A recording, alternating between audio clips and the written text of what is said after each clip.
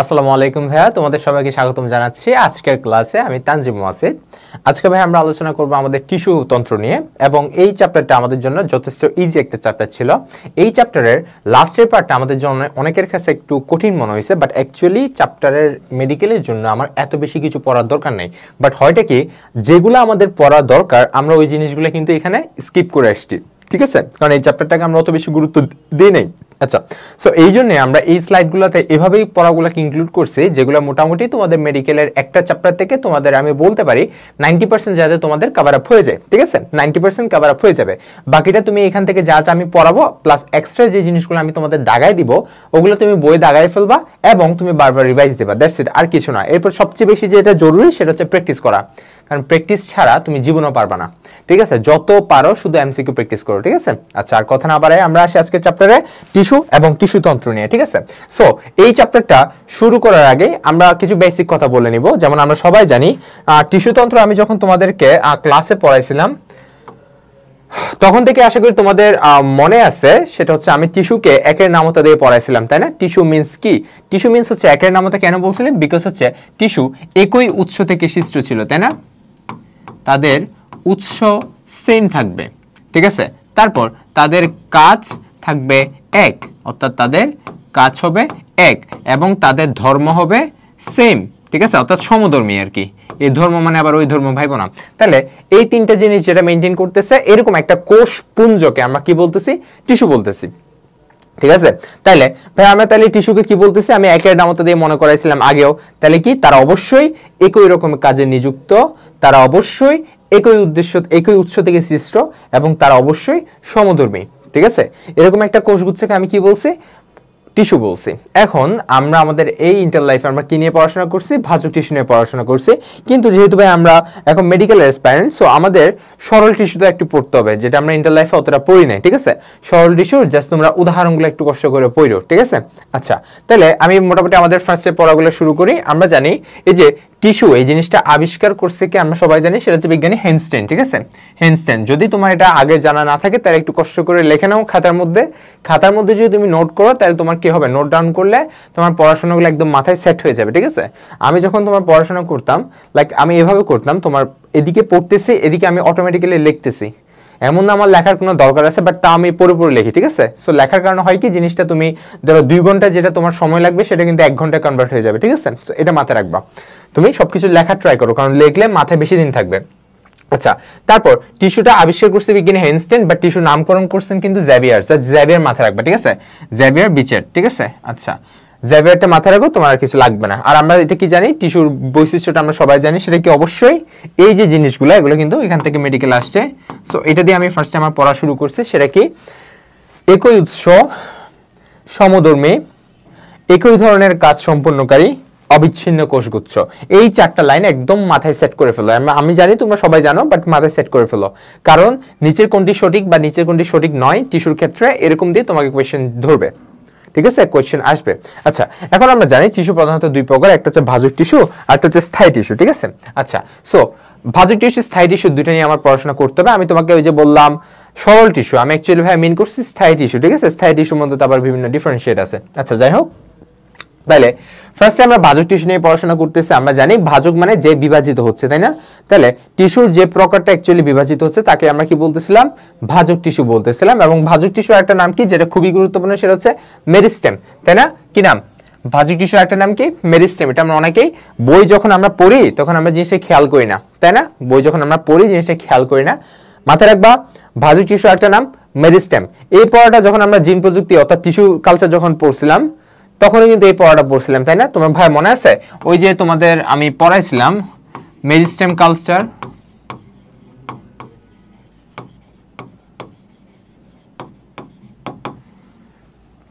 ঠিক আছে? কি পড়াইছিলাম?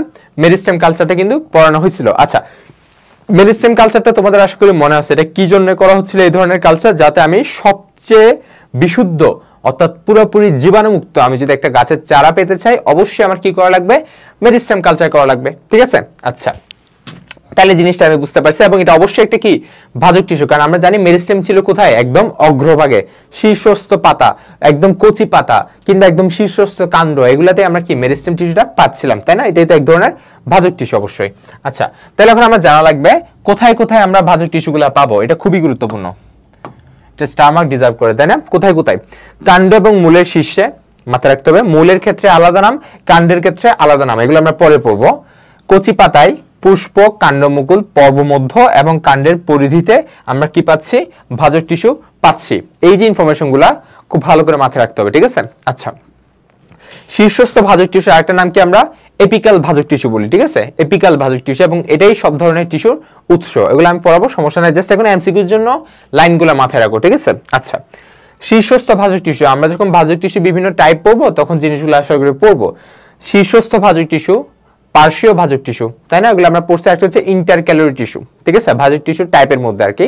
সো শীর্ষস্থ যেটা ছিল সেটার কারণে উদ্ভিদ কি হচ্ছিল, দৈর্ঘ্যে বৃদ্ধি পাচ্ছিল, তাই না? আমরা যদি একটা উদ্ভিদ যখন আঁকছিলাম, এই যে উপরের যে পার্টটা, এখানের মধ্যে আমার কি ছিল, আমার শীর্ষস্থ ভাজক টিস্যু ছিল, এবং দুইটা স্থায়ী টিস্যুর মাঝে, ধরো এটা একটা স্থায়ী টিস্যু, এটা একটা স্থায়ী টিস্যু, এই দুইটার মাঝখানে যেটা থাকবে, দুইজনের মাঝখানে থাকে বলা হয় নিবেশিত। তাহলে এই ধরনের ভাজক টিস্যুকে আমরা কি বলবো, নিবেশিত বলবো। এবং উদ্ভিদ তার যখন প্রস্থে বৃদ্ধি পাওয়া লাগবে তখন তাকে আমরা কি বলবো, পার্শ্বীয় ভাজক টিস্যুর কারণে সে কি হচ্ছে, বৃদ্ধি পাচ্ছে, ঠিক আছে? তাহলে এই তিন ধরনের ভাজক টিস্যুর অ্যাকচুয়ালি কাজ কি, এটা খুব ভালো করে তোমার বই থেকে পড়ে নিবা, ঠিক আছে? শীর্ষস্থ, ইন্টারক্যালোরি, পার্শ্বীয়, তিনটা ভালো করে পড়ে নিবা। আচ্ছা, এখানে এগুলো লেখা আছে, আমরা জানি পার্শ্বীয়র জন্য তাহলে উদ্ভিদ কি হবে, ব্যাসের দিক দিয়ে বৃদ্ধি পাবে, ঠিক আছে? শীর্ষের জন্য উদ্ভিদ দৈর্ঘ্যে বৃদ্ধি পাবে, আর ইন্টারক্যালোরিটা কোথায় থাকে, সেটা দুইটা স্থায়ী টিস্যুর মাঝখানে থাকে, ঠিক আছে? আচ্ছা, তারপর এই জিনিসটা আমরা সবাই জানি, অ্যাকচুয়ালি স্থায়ী টিস্যু উৎপত্তি হয় কিন্তু কোত্থেকে, ভাজক টিস্যুর মাধ্যমে। আচ্ছা, তারপর আমরা জানি ভাজক টিস্যুর সাহায্যে কি হয়, উদ্ভিদে ক্ষতস্থান পূরণ হয়। ধর আমি একটা জায়গায় কেটে দিচ্ছি, ঠিক আছে, আমি ইচ্ছা করে ধর একটা কাণ্ড কেটে ফেলছি, ঠিক আছে, ওই কাণ্ড থেকে দেখা যায় আবার নতুন করে নতুন ভাবে কাণ্ড বের হচ্ছে, ঠিক আছে? তাহলে এই কাজটা কে করতেছে, অবশ্যই একটা ভাজক টিস্যু করতেছে। আচ্ছা, আরেকটা জিনিস জানি, ভাজক টিস্যু কাইন্ড অফ, আমি যদি তোমাকে বলি ইম্যাচিউর একটা টিস্যু, ওই টিস্যু থেকে পরবর্তীতে যদি ভাজক টিস্যুটা বেশি দিন ধরে লাস্ট করে তখন সে আস্তে আস্তে কিসে কনভার্ট হবে, স্থায়ী টিস্যুতে কনভার্ট হবে, ঠিক আছে? তাহলে ভাজক টিস্যু থেকে আমরা কি পাচ্ছি, স্থায়ী টিস্যু পাচ্ছি, বুঝতে পারছি? আচ্ছা, এখন এই জিনিসটা তোমার জন্য খুবই গুরুত্বপূর্ণ, অর্থাৎ চ্যাপ্টারের যে ফার্স্টে এই জিনিসটা তোমার চিত্র দেখে খুব ভালো করে জানা লাগবে। ভাইয়া, বই চিত্র অনুযায়ী আমরা যদি ভাজক টিস্যু আঁকি, আমরা একটা এরকম করে করে আমরা ঘনক শেপের আচ্ছা আঁকি, তারপর আমরা মাঝখানে দেখতেছি এরকম করে করে বড় বড় কি আছে, নিউক্লিয়াস আছে, তাই না? আচ্ছা, তারপর আমরা ধরো চারিদিকে কি দিলাম, চারিদিকে আমরা ঘন সাইটোপ্লাজম দিলাম। আমি যা যা বলতেছি সবগুলাই কিন্তু আমার কিসের বৈশিষ্ট্য, সবগুলো আমার ভাজক টিস্যুর বৈশিষ্ট্য। আমি চাইলে চিত্র দেখে জিনিসটা মনে রাখতে পারি, এই জন্য কিন্তু আমি এভাবে করে আঁকতেছি, ঠিক আছে? কারণ মাথায় রাখতে হবে আমার চিত্র থেকে অনেক কিছু মাথায় রাখা লাগবে, এত ইনফরমেশন আমার পরীক্ষার হলে কিন্তু মাথায় থাকবে না। আচ্ছা, তাহলে এই যে চিত্র দেখে আমরা মোটামুটি একটা জিনিস, কয়েকটা জিনিস কিন্তু ফোকাস করতে পারতেছি। যেহেতু ভাজক বলছে, দ্যাট মিন্স সেটা অনবরত বিভাজিত হতে থাকবে। যখনই সে বিভাজন অফ করে দিবে তখনই সেটা কিসে কনভার্ট হবে, স্থায়ী টিস্যুতে কনভার্ট হবে। আচ্ছা, তারপর ভাজক টিস্যুর কিছু প্রকার আছে, যেমন ভাজক টিস্যুটা ছোট, জীবিত এবং সমবেশীয়। প্রত্যেকটা টিস্যুর, প্রত্যেকটা কোষের সাইজ সেম হবে। তাহলে এটা একটা গুরুত্বপূর্ণ জিনিস। এই যে ফার্স্ট লাইনটা, কোষগুলো অবশ্যই জীবিত, আমরা জানি অবশ্যই জীবিত হবে, কারণ যখন জীবিত থেকে মৃত হবে তখনই সে কিসে কনভার্ট হবে, ওই যে স্থায়ী টিস্যুর মধ্যে আমরা পড়ছি না, সরল টিস্যুর যে কোলেন কাইমা, স্ক্লেরেন কাইমা, ওখানে ওগুলো কিন্তু মৃত টিস্যু, তাই না? আচ্ছা, তাহলে ভাজক টিস্যু কোষগুলো অবশ্যই জীবিত, অপেক্ষাকৃত ছোট এবং সবগুলা সমবেশীয়। এটা গুরুত্বপূর্ণ একটা ইনফরমেশন, এমসিকিউর জন্য মাথায় রাখতে হবে। আচ্ছা, বিভাজন ক্ষমতা সম্পন্ন আমরা জানি, এটা আমরা জানি। তারপর এটা দেখো, এগুলো কিন্তু আমরা চিত্র দেখে মনে রাখা লাগবে। দেখো, ভাজক টিস্যুর কোষগুলোর সাইজ কিন্তু অন্যদের তুলনায় তুলনামূলকভাবে ছোট, বাট ভাজক টিস্যুর নিউক্লিয়াসটা কিন্তু বাকিদের চেয়ে বড়, ঠিক আছে? তাহলে নিউক্লিয়াস বড় এবং ভাজক টিস্যুর যে সাইটোপ্লাজম এটা ঘন, ঠিক আছে? মাথায় রাখতে হবে ভাজক টিস্যুর সাইটোপ্লাজম ঘন, ঠিক আছে? তাইলে কেন, এখন কোয়েশ্চেন করতে পারো ভাইয়া এটা তো মনে রাখবো, বাট কোন একটা লজিক দিয়ে তো মনে রাখা উচিত, তাই না? খুবই সিম্পলি মাথায় রাখবো, আমরা জানি ভাজক টিস্যুতে বিপাকের হার বেশি। দেখো, এটাও কিন্তু আরেকটা পয়েন্ট, বিপাকের হার বেশি, তাই না? কারণ ভাজক টিস্যু কি হচ্ছে, অনবরত তার বিভাজন হওয়া লাগতেছে, তার মানে তার কি করা লাগবে, বিপাকীয় হার বেশি থাকা লাগবে, এবং এই জন্য তার নিউক্লিয়াস কি হওয়া লাগবে, অবশ্যই বড় হওয়া লাগবে, ঠিক আছে, এবং তার সাইটোপ্লাজম কি হওয়া লাগবে, তুলনামূলক ঘন হওয়া লাগবে। তাহলে দেখো আমরা কয়েকটা জিনিস কিন্তু পেয়ে যাচ্ছি, চিত্র দেখে আমরা আরো কিছু জিনিস পাচ্ছি। দেখি, দেখো ভাজক টিস্যুর দুইটা কোষের মাঝে কি কোনো ফাঁক দেখতেছি না, কিন্তু যখন আমরা সরল টিস্যুর বিভিন্ন টাইপ পড়ছিলাম তখন কিন্তু দেখছিলাম তাদের মাঝে আন্তঃকোষীয় ফাঁক বিদ্যমান, ঠিক আছে। তাহলে ভাজক টিস্যুতে আমি আন্তঃকোষীয় ফাঁক কেন পাচ্ছি না, এটা একটা কোয়েশ্চেন লজিক দিয়ে মনে রাখার জন্য, তাই না? আচ্ছা, এটাও খুবই সিম্পল, সেটা হচ্ছে ধরো একটা জিনিস সে ক্রমাগত মানে একটা টাইম ডিউরেশন সে নিচ্ছে না, বরঞ্চ সে 2-1 দিন পর পরে কি হচ্ছে, বিভাজিত হচ্ছে, তাই না? তাইলে কোন একটা জায়গায় ফাঁক বা গহ্বর সৃষ্টি হওয়ার জন্য তো অবশ্যই একটা সময় দরকার, তাই না? একটা জিনিস যখন ম্যাচিউর হয় তখন তার মধ্যে কি তৈরি হয়, আস্তে আস্তে তার কোষ প্রাচীরগুলা পুরু হয় এবং কোষ থেকে আস্তে আস্তে পানির পরিমাণ কমতে থাকে এবং ফাইনালি কোষ দুইটার মাঝখানে একটা ফাঁক তৈরি হয়। কিন্তু ভাজক টিস্যুর ক্ষেত্রে কোই টাইমটা পাওয়া যায় না। দ্যাটস ওয়াই মাথায় রাখবা, ভাজক টিস্যুর ক্ষেত্রে আন্তঃকোষীয় ফাঁক বিদ্যমান না। এখন এইটা বোঝাতে গিয়ে আমি আরেকটা জিনিস কিন্তু অলরেডি তোমাকে বুঝাই ফেলছি, কি ভাজক টিস্যুর কোষ প্রাচীর অপেক্ষাকৃত কি হবে, পাতলা হবে, ঠিক আছে, এবং কোষ প্রাচীরের কি যে গঠন উপাদান এটা আমরা সবাই জানি, আনসার কি হবে, সেলুলোজ। আচ্ছা, আমি যদি তোমাকে ভাই এখন জিজ্ঞাসা করি কোষ প্রাচীরের গঠন এককে সেলুলোজ, বাট আমি যদি তোমাকে কোশ্চেন এরকম করি কোষ প্রাচীরের ক্ষুদ্রতম গাঠনিক একক কি, আনসার কি দিবা, সেলুলোজ? হ্যাঁ সেলুলোজ, তাই না? না, সেলুলোজ না, আনসারটা হচ্ছে ক্রিস্টালাইন মাইসেলি, ঠিক আছে। মাইসেলিকে কোষ প্রাচীরের ক্ষুদ্রতম গাঠনিক একক বলা হয়, আমরা জানি, ঠিক আছে। তাহলে মোটামুটি আমরা বলতে পারি, তারপর আমরা এটাও জানি ভাজক টিস্যু কোষগুলো থেকে পরবর্তীতে কি তৈরি হয়, স্থায়ী টিস্যু তৈরি হয়, তাই না? আচ্ছা, তাহলে আমরা দেখো কয়টা বৈশিষ্ট্য অলরেডি পড়ে ফেলছি। দেখো এটা অলরেডি পড়ে ফেলছে, নিউক্লিয়াস অপেক্ষাকৃত বড়। আমি যে কথাগুলো বললাম না, দরকার হলে তুমি ভিডিওটা 2 বার দেখবা, ঠিক আছে, দরকার হলে তুমি ভিডিওটা 2 বার দেখবা, তাও কথাগুলো যদি তুমি মনে রাখতে পারো তোমার পরবর্তীতে তোমার জিনিসটা মুখস্থ করা লাগবে না, তুমি তুমি বুঝে বুঝে জিনিসটা মাথায় রাখতে পারবা, ঠিক আছে। আচ্ছা, তারপর প্লাস্টিড অর্থাৎ ভাজক টিস্যু প্লাস্টিড হচ্ছে প্রোপ্লাস্টিড হিসেবে থাকে, প্রোপ্লাস্টিড বা আমি তাকে বলতে পারি ইম্যাচিউর প্লাস্টিড, ঠিক আছে। কেন ইম্যাচিউর, এটার রিজন আমরা জানি, কারণ সে অনবরত বিভাজিত হচ্ছে। একটা জিনিস ম্যাচিউরিটি পাওয়ার জন্য, ম্যাচিউর হওয়ার জন্য তার কিছু সময় দরকার, তাই না? সে সময় না পাইলে সে কি হবে না, ম্যাচিউর হবে না। এভাবে তুমি জিনিসটা লজিক দিয়ে মাথায় রাখা ট্রাই করবা, ঠিক আছে। তাহলে তুমি পয়েন্টগুলো ভুললেও তুমি লজিকের মধ্যে থাকলে তোমার আনসার কারেক্ট হবে। প্লাস্টিড থাকবে প্রোপ্লাস্টিড অবস্থায়। ভাজক টিস্যু অপরিণত কোষ দ্বারা গঠিত, অলরেডি বলে ফেলছি। এই টিস্যুর কোষগুলো সেলুলোজ নির্মিত পাতলা কোষ প্রাচীর বিশিষ্ট হয়। এই কোয়েশ্চেনটা মেডিকেল আসছে এবং এই কোয়েশ্চেন একটু কনফিউজিং, কারণ আমরা সবকিছু পড়ি কিন্তু আমরা অ্যাকচুয়ালি জানি না, অনেকেই আমরা খেয়াল করি না যে ভাজক টিস্যু কোষ প্রাচীর বাকি যে নরমাল কোষ প্রাচীর থেকে অবশ্যই পাতলা হবে। সো তুমি যদি লজিক দিয়ে জিনিসটা মাথায় রাখো তোমার অবশ্যই মাথায় থাকবে, এই জন্যই এভাবে বুঝাইছি আমি, ঠিক আছে। সাধারণত কোষ গহ্বর থাকে না, অলরেডি বলে ফেলছি। আচ্ছা, আন্তঃকোষীয় ফাঁক থাকে না, জানো। আচ্ছা, বিপাকের হার বেশি, বলে ফেলছো, অর্থাৎ কোষগুলো সর্বদা কি সক্রিয় বিপাকীয় অবস্থা থাকে। এখানের সাথে আরেকটা কারেকশন হচ্ছে কি, আরেকটা তোমার কানেকশন কি হবে, জীবিত, তাই না? যেটাই বিপাকীয় কাজ বেশি করতেছে সে অবশ্যই জীবিত, ঠিক আছে। আচ্ছা, কোন প্রকার সঞ্চিত খাদ্য, খরিত বস্তু বা বর্জ্য পদার্থ থাকে না, সেম লজিক, ঠিক আছে, সেম লজিক। কোন একটা জায়গায় সঞ্চিত পদার্থ থাকার জন্য তার অবশ্যই কি হবে, টাইম দরকার হবে। ভাজক টিস্যু তো অনবরত বিভাজন হচ্ছে, সো কোন একটা জিনিসকে যে সে সঞ্চয় করবে এই সময়টা তার নাই, অর্থাৎ ওই সময়টা সে পায় না। সো মাথায় রাখতে হবে ভাজক টিস্যুর ক্ষেত্রে কোনো সঞ্চিত খাদ্য, খরিত বস্তু কিংবা বর্জ্য পদার্থ এগুলো থাকবে না, ঠিক আছে ভাইয়া। আচ্ছা, কোষগুলো সাধারণত আয়তকার, এটাও তো লাগবে না, এটা আসবে না, ঠিক আছে। আচ্ছা, তাহলে ভাইয়া আমরা এই যে বৈশিষ্ট্যগুলা এই চ্যাপ্টারের মধ্যে আমি যদি 5 থেকে 6টা টপিক সবচেয়ে গুরুত্বপূর্ণ বলি তার মধ্যে একটা এটা, এখান থেকে কোয়েশ্চেন আসার পসিবিলিটি বেশি। অবশ্যই নিচের কোনটি ভাজক টিস্যুর বৈশিষ্ট্য এরকম দিয়ে আসবে, নিচের কোন তথ্যটি ভাজক টিস্যুর ব্যাপারে সঠিক বা মিথ্যা, এভাবে করে কোয়েশ্চেনটা আসবে, ঠিক আছে। সো প্রত্যেকটা জিনিস ভালো করে জানার ট্রাই করবা এবং দরকার হলে ভিডিওটা রিপিট করে 2 বার দেখবা এই পার্টটা, যাতে তোমার কি হয় লজিক দিয়ে জিনিসটা তুমি মাথায় রাখতে পারো, ঠিক আছে ভাইয়া। আচ্ছা,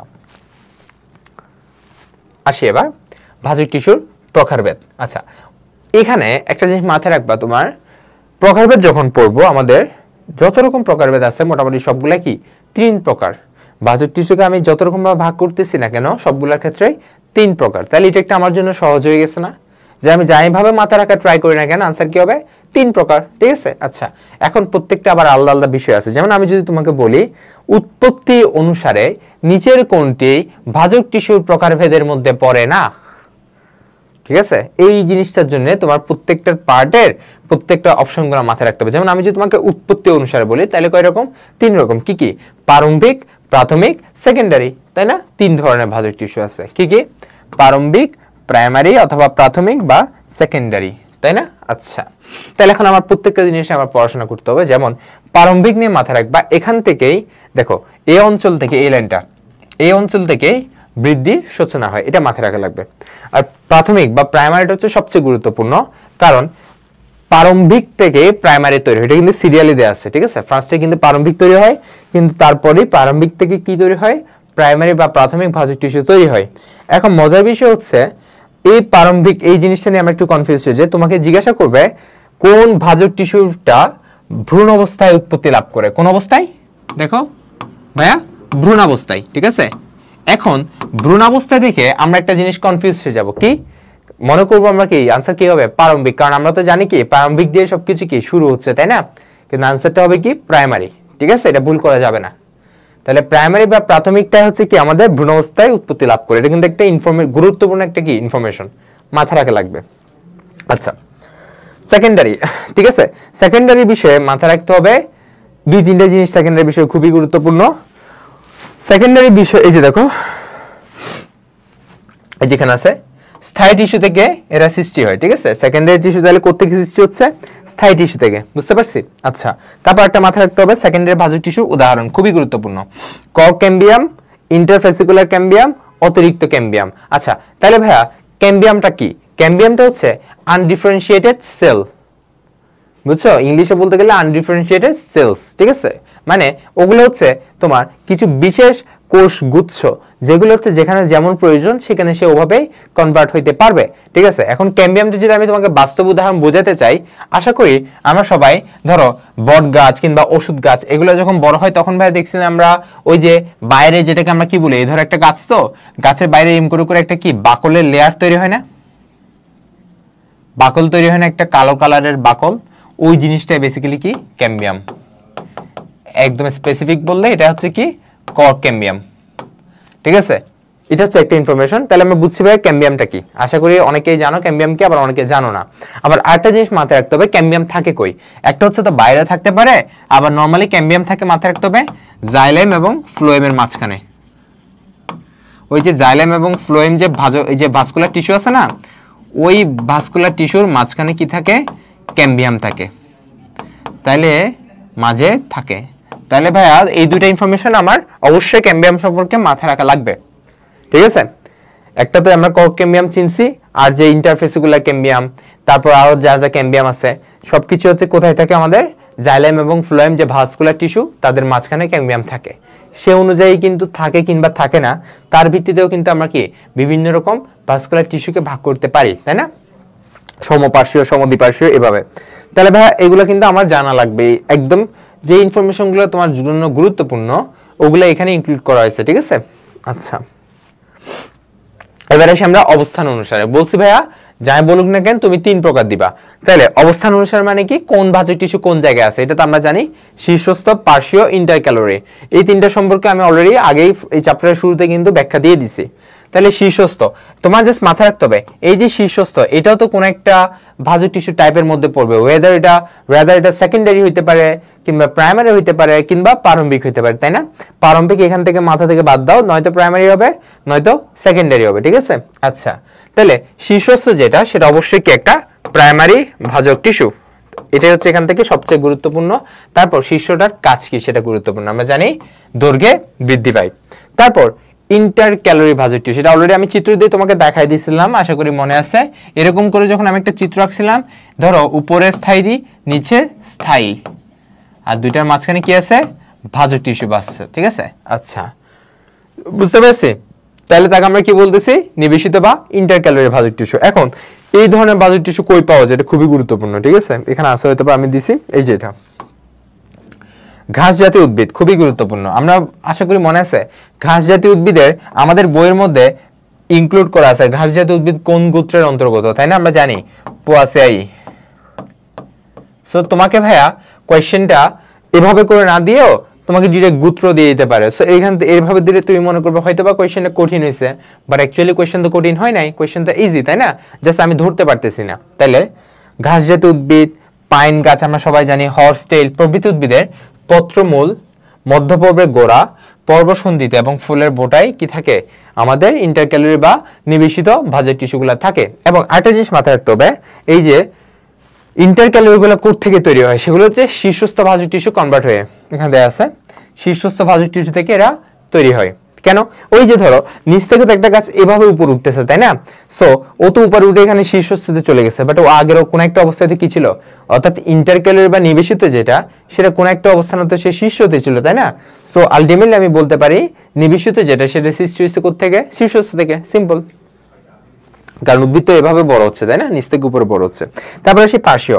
পার্শ্বীয় মানে যেটার কারণে উদ্ভিদ ব্যাসে বৃদ্ধি পাচ্ছে, ঠিক আছে? ব্যাসে বৃদ্ধি পাচ্ছে। আচ্ছা, একটা আমাকে কথা বলো, খুব সিম্পলি ভাবো, পার্শ্বীয় যে ভাজক টিস্যু, তার কি আমার ইনিশিয়ালি দরকার আছে? ফার্স্টে কিন্তু দরকার নাই। কেন? কারণ ধরো উদ্ভিদ পাশে বড় না হয়, দেখা যায় শুরুর দিকে কিন্তু উপরের দিকে বড় হয়। পাশে বড় হয় যখন সে ম্যাচুরিটি লাভ করে, তাই না? আচ্ছা, তাহলে এই জিনিসটা জাস্ট মনে রাখার জন্য বলতেছি আর কি। তাহলে আমি এই জিনিসটা ভেবে বলতে পারি পার্শ্বীয় যে ভাজক টিস্যু যেটা, সেটা কোত্থেকে সৃষ্টি হচ্ছে? সেকেন্ডারি ভাজক টিস্যু থেকে। এটা মাথায় রাখা লাগবে, ঠিক আছে? মানে আগে যে দুটো তোমাকে পড়াইছিলাম, এই দুটো কিন্তু কি এক ধরনের প্রাইমারি টিস্যুরই প্রকারভেদ ছিল, বাট পার্শ্বীয় যে ভাজক টিস্যু সেটা কিন্তু কি সেকেন্ডারি ভাজক টিস্যুর উদাহরণ।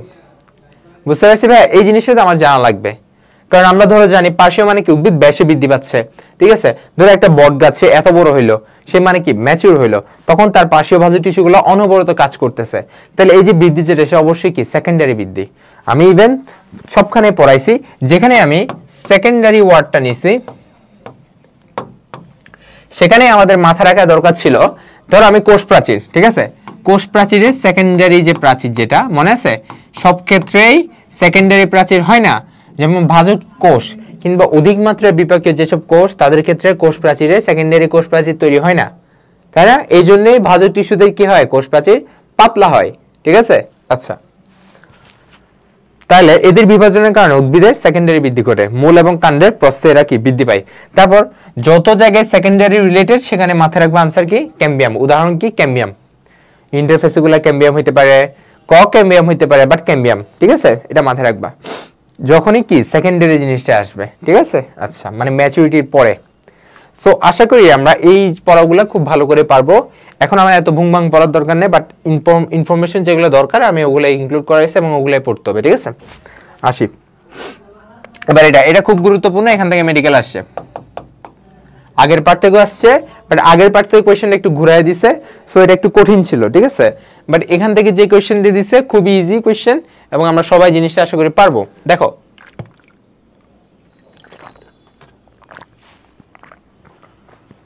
তাহলে কয় ধরনের আছে কোষ বিভাজন অনুসারে? আমি তোমাকে বলছি, যাই বলুন না কেন তুমি আনসার কি দিবা? 3 প্রকার দিবা, ঠিক আছে? তোমাকে যাই বলুক না কেন তুমি আনসার কি দিবা? 3 প্রকার দিবা, তাই না? ভাজক টিস্যু প্রকারভেদ কত? 3 প্রকার। তাহলে কোষ বিভাজন অনুসারে কয় প্রকার? 3 প্রকার। তোমাকে এইভাবে জিজ্ঞেস করতে পারে নিচে কোনটি কোষ বিভাজন অনুসারে ভাজক টিস্যু প্রকারভেদ নয়, তাহলে তোমাকে এই 3টা কারেক্ট দিল, আর ওদিকে ঢুকাই দিল কি? নিবেশিত ভাজক টিস্যু। তাহলে আনসার ওইটা হবে, তাই না? ওইটা রং। আচ্ছা, তাহলে কি কি আছে? মাস আছে, প্লেট আছে, আর কি রিব আছে। এদের নাম থেকে কিন্তু তুমি চাইলে বের করতে পারবা। যেমন মাস মানে আমরা জানি কি মিন করে বাংলায়? আয়তন মিন করে, তাই না ভাইয়া? তাহলে মাস যে ভাজক টিস্যু, তার মানে কি সে অবশ্যই দৈর্ঘ্য, প্রস্থ, উচ্চতা সব দিকে সে কি হবে? বিভাজিত হচ্ছে, তাই না? মানে তার আয়তন বৃদ্ধি পাচ্ছে।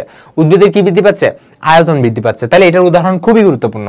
একটা গুরুত্বপূর্ণ হচ্ছে এটা, ঠিক আছে? সেকেন্ড যে গুরুত্বপূর্ণ সেটা হচ্ছে এটার কারণে কি বিষয় কি বৃদ্ধি পাবে? উদ্ভিদের ঘনত্ব বৃদ্ধি পাবে, মানে তার আয়তন বৃদ্ধি পাবে, ঠিক আছে? আচ্ছা, তারপর কই পাওয়া যায়? খুবই খুবই গুরুত্বপূর্ণ, এখান থেকে মেডিকেল আসছে। বর্ধনশীল ভ্রূণ, শস্য, রেণুথলি, এন্ডোস্পার্ম টিস্যু, মজ্জা, কর্টেক্স প্রভৃতি কি আমার এই যে মাছ ভাজক টিস্যুর উদাহরণ। এখান থেকে যেটা গুরুত্বপূর্ণ সেটা হচ্ছে মজ্জা আর কর্টেক্স, এই দুইটা একটু কনফিউজিং। কেন? কারণ তুমি যখন মজ্জা পড়ার পর মজ্জা রশি পড়বা, তখন দেখবে মজ্জা রশি হচ্ছে রিব ভাজক টিস্যুর উদাহরণ। সেই মজ্জাটা ভালো করে মাথায় রাখবা। আর বাদ বাকি সবগুলো কিন্তু ওদের চেহারা যদি আমরা জানি, তাহলে কিন্তু আমরা বুঝতে পারবো। যেমন ভ্রূণ, ভ্রূণের সাইজ কিরকম আমরা জানি, এরকম না অনেকটা? শস্য শস্য অনেকটা এরকম হচ্ছে, ধর আমি যদি ধান চিন্তা করি, রেণুথলি ঠিক সেম, এন্ডোস্পার্ম টিস্যু যেখান থেকে পরবর্তীতে শস্য কনভার্ট হবে ওইটাও কিন্তু সেম, ঠিক আছে। আচ্ছা, তাহলে বুঝতে পারছি আশা করি, মানে তোমার কেন আমি এভাবে করে জিনিসটা বুঝাচ্ছি, ঠিক আছে।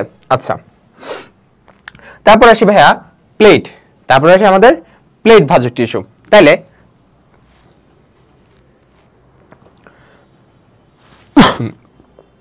তাহলে দেখো প্লেট ভাজক টিস্যুর ক্ষেত্রে আমরা কি মিন করতে পারি, তুমি একটা জাস্ট প্লেট চিন্তা করো, প্লেটের কি আমরা উচ্চতা জিনিসটা পাচ্ছি না, সেক্ষেত্রে আমরা কি পাবো, ক্ষেত্রফলটা পাবো, অর্থাৎ দৈর্ঘ্য এবং প্রস্থতি বৃদ্ধি পাবে। তারপর তার যদি আমি একটা বাস্তব ভিত্তিক উদাহরণ তোমাকে দিতে চাই, কি হবে, পাতা, তাই না? পাতা কি, পাতা অবশ্যই দৈর্ঘ্য প্রস্থতি বৃদ্ধি পাচ্ছে, বাট পাতার উচ্চতা কিংবা পুরুত্ব খুবই কম, এতটাই নগণ্য যে আমি তাকে হিসাব না করলেও চলে। আচ্ছা, তাহলে প্লেট যে ভাজক টিস্যু তার উদাহরণ কি হবে, খুবই সিম্পল, পাতা কিংবা বর্ধিষ্ণু বহিতক, ঠিক আছে। উদ্ভিদের বর্ধিষ্ণু বহিতক সেটা অবশ্যই দৈর্ঘ্য প্রস্থে বৃদ্ধি পাচ্ছে, এবং পাতা, এবং এটার কারণে উদ্ভিদ কিসে বৃদ্ধি পায়, সেটা হচ্ছে উদ্ভিদ আয়তনে বৃদ্ধি পায়। এই যে এটা লেখা আছে, এই যে আয়তনে। তাহলে তোমার এই জিনিসটা একটু ডিফারেন্ট, এটা একটু মাথায় রাখবা, কারণ তোমার বইয়ের মধ্যে বলা আছে প্লেট ভাজক টিস্যুর কারণে উদ্ভিদ আয়তনে বৃদ্ধি পাচ্ছে, বাট অ্যাকচুয়ালি ক্ষেত্রফল বৃদ্ধি পাওয়ার কথা ছিল, বাট ওরা ওভারঅল সারফেস চিন্তা করে তাকে কি বলা হয়েছে, আয়তন বৃদ্ধি পাইছে সেটা বলা হয়েছে, ঠিক আছে। আচ্ছা, এরপর আসি রিব ভাজক টিস্যু, খুবই সিম্পল, এটার নাম রিব ক্যান দেওয়া হয়েছে, তাই না? রিবস এর বাংলা কি আমরা জানি, পরশুকা, ঠিক আছে। তোমরা বইয়ে কি জানো, পরশুকা। আচ্ছা, সো পরশুকা দেখতে কিরকম আমরা সবাই জানি, এরকম না, এক্সাক্ট সেম। রিব ভাজক টিস্যু মানে অবশ্যই সেটা কি, যে কোনো একতলে বিভাজিত হচ্ছে, ঠিক আছে। একতল, ধরো এরকম কোষগুলা মিলে মিলে এরকম করে করে কি একটা রিব ফর্ম করছে, ঠিক আছে, এই টাইপের দেখতে, দ্যাটস ওয়াই তার নাম কি দেওয়া হয়েছে, রিব ভাজক টিস্যু দেওয়া হয়েছে। পারবা ভাইয়া? আচ্ছা, তাহলে রিব ভাজক টিস্যুর উদাহরণ কি হতে পারে, আমরা সবাই জানি ওই যে মজ্জারশ্মি, কারণ মজ্জারশ্মি কি ছিল, যে কোনো একতলে বিভাজিত ছিল, তাই না? আচ্ছা, এছাড়াও আমি কি বলতে পারি, বর্ধিষ্ণু, জাইলেম কিংবা ফ্লোয়েম, এগুলো কিন্তু এভাবে বৃদ্ধি পায়, এরকম করে করে বড় হলেও এভাবে করে করে বৃদ্ধি পায়, ঠিক আছে। তাহলে জাইলেম ফ্লোয়েম কি হবে, অবশ্যই আমাদের রিবের আন্ডারে পড়বে। তাহলে এই জিনিসগুলো আমার জানা লাগবে, যে আমি এখানে সবগুলো ইনক্লুড করছি, জাইলেম ফ্লোয়েমটা মাথায় রাখবা, তারপর কাণ্ডের মজ্জা মাথায় রাখবা, বর্ধিষ্ণু মূল মাথায় রাখবা, এটা অ্যাকচুয়ালি মজ্জা হবে না, এটা মজ্জার রশ্মি হবে, এখানে একটু ভুল দেয়া আছে, এখানে একটু ভুল দেয়া আছে, এটা কারেক্ট করো, এটা মজ্জার রশ্মি হবে, ঠিক আছে। তাহলে আশা করি আমরা এই স্লাইডটা পারবো। আচ্ছা, এখন আমরা পড়বো কাজ অনুসারে আমাদের ভাজক টিস্যু তিন প্রকার, আমরা জানি কি কি আছে, protoderm, procambium, ground meristem. Protoderm, procambium, ground meristem. আচ্ছা, প্রোটোডার্ম মানে কি, আমরা জানি ডার্মাল মানে কি মিন করে, ত্বক মিন করে, তাই না? তার মানে প্রোটোডার্ম থেকে কি তৈরি হবে, উদ্ভিদের ত্বক তৈরি হবে। যদি উদ্ভিদের ত্বক তৈরি হয় তাকে আমরা কি বলবো, এপিডার্মিস বলবো, তাই না? আর যদি মূলের ত্বক তৈরি হয় তাকে আমরা কি বলবো, এপিব্লেমা বলবো। এই কোশ্চেনটা মেডিকেল আসছে, এখান থেকে এটা মেডিকেল আসছে, ঠিক আছে। মূলের বহিরাবরণটি কি বলে, এপিব্লেমা বলে, ঠিক আছে। তার মানে আমি বলতে পারি প্রোটোডার্মের কাজ কি, সে কি করতেছে, উদ্ভিদের ত্বক তৈরি করতেছে, ওয়েদার সেটা কি হইতে পারে, ত্বক হইতে পারে, অথবা এটা কি হইতে পারে, মূলের আবরণ হইতে পারে, ঠিক আছে। আচ্ছা, তারপর আসি প্রোক্যাম্বিয়াম। প্রোক্যাম্বিয়াম মানে হচ্ছে জাইলেম, ফ্লোয়েম আর ক্যাম্বিয়াম। তাহলে প্রোক্যাম্বিয়ামের আন্ডারে কি থাকবে, এই তিনটা থাকবে, ক্যাম্বিয়াম, জাইলেম,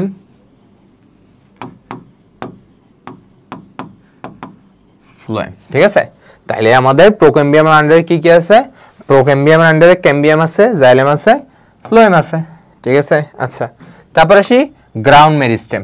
আচ্ছা, গ্রাউন্ড মেরিস্টেম এটা কি, সেটা হচ্ছে আমাদের যেটা উদ্ভিদের ভিত্তি তৈরি করে। গ্রাউন্ড মানে আমরা সবাই জানি যেটা কি তৈরি করতেছে, মূল ভিত্তি তৈরি করতেছে। তাহলে উদ্ভিদের যেটা মূল ভিত্তি তৈরি করতেছে তাকে আমরা কি বলবো, গ্রাউন্ড মেরিস্টেম বলবো। তার আগে একটা কথা তোমাদের বলতে ভুলে গেছি, সেটা হচ্ছে প্রোক্যাম্বিয়াম। প্রোক্যাম্বিয়ামটা কি তৈরি করে, উদ্ভিদের পরিবহন টিস্যু তৈরি করে, ঠিক আছে, মাথায় রাখবা। উদ্ভিদ কি তৈরি করতেছে, পরিবহনের কাজে সে নিযুক্ত, তার মানে তার কাকে তৈরি করতে হবে, পরিবহন টিস্যু তৈরি করতে হবে।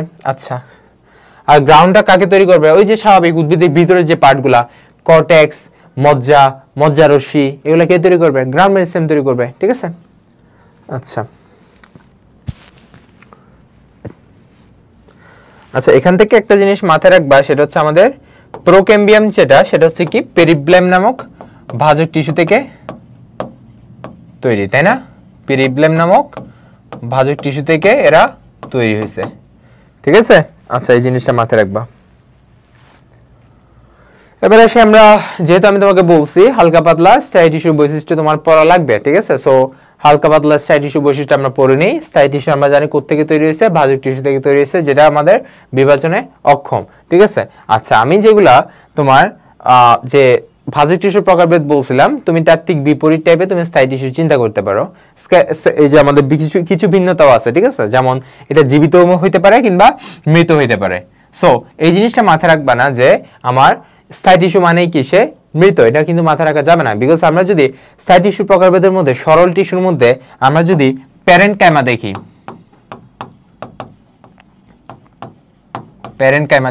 তাহলে আমরা ইজিলি বলতে পারবো প্যারেনকাইমা একটা কি জীবিত কোষ। কিন্তু যদি ভাইয়া ধরো আমরা পাটের, মনে আছে বাস্ট ফাইবার,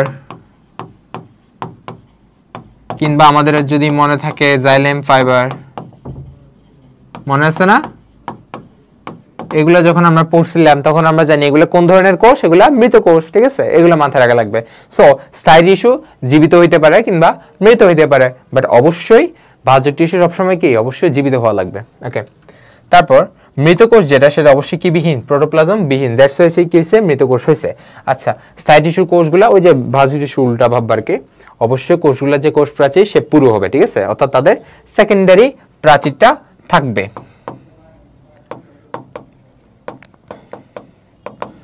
সেকেন্ডারি প্রাচীর থাকবে, ঠিক আছে। আচ্ছা, কোষগুলোর প্রাচীর অপেক্ষাকৃত স্থূল বা বেশ পুরু, জানি ওই যে লজিক দিয়ে মাথায় রাখতে পারবা, কোষ গহ্বর অপেক্ষাকৃত বড়, ঠিক আছে। কোষ গহ্বর অপেক্ষাকৃত বড়, কারণ ওই যে ভাজক টিস্যু যখন পড়ছিলাম তখন কি ছিল, তাদের কোষ গহ্বর ছিল, তাদের কিন্তু কোষ গহ্বর ছিল না, ঠিক আছে। আচ্ছা, নিউক্লিয়াস স্বাভাবিকের চেয়ে ছোট, আর ওখানে নিউক্লিয়াস স্বাভাবিকের চেয়ে বড় ছিল, এবং কোষের এক পাশে অবস্থান করে, আর ওখানে কোথায় অবস্থান করে, কোষের মাঝখানে অবস্থান করে, ঠিক আছে। কোষ প্রাচীরের নানা নকশা দেখা যায়, ওই যে যখন আমরা কোলেনকাইমা স্ক্লেরেনকাইমা পড়ছি, মনে আছে বিভিন্ন রকম টাইপের কোষ দেখা যায়, ঠিক আছে। এক একটা কোষে এক এক রকম শেপ থাকে, বুঝতে পারছো। আচ্ছা, এখন আমরা জাস্ট প্রকারভেদটা একটু পড়বো।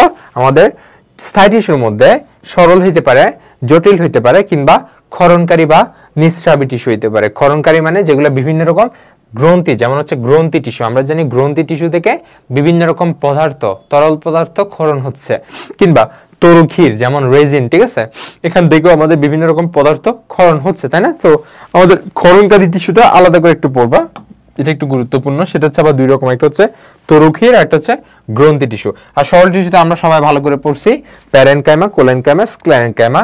আর জটিল টিস্যুর মধ্যে কি ছিল, জাইলেম আর ফ্লোয়েম ছিল, ঠিক আছে। আচ্ছা, সো আমি এখান থেকে একটা খুব ইজি জিনিস ভাবতে পারতেছি। দেখো, এখানে একটা তুমি রিলেশন দেখবা, যেমন আমরা যখন জটিল টিস্যু পড়বো, যখন আমরা জটিল বা যৌগিক টিস্যু পড়বো, যৌগিক স্থায়ী টিস্যু, তাই না, তার উদাহরণ কি জাইলেম আর ফ্লোয়েম। তাহলে ভাই বলতে পারো, ভাই আপনি তাহলে ভাজক টিস্যুর মধ্যে এত কিছু জাইলেম ফ্লোয়েম কেন পড়াইলেন, তাই না। এটা কিন্তু বুঝতে হবে। যেমন প্রোক্যাম্বিয়ামটা হচ্ছে, আমি যদি বলি প্রোক্যাম্বিয়ামটা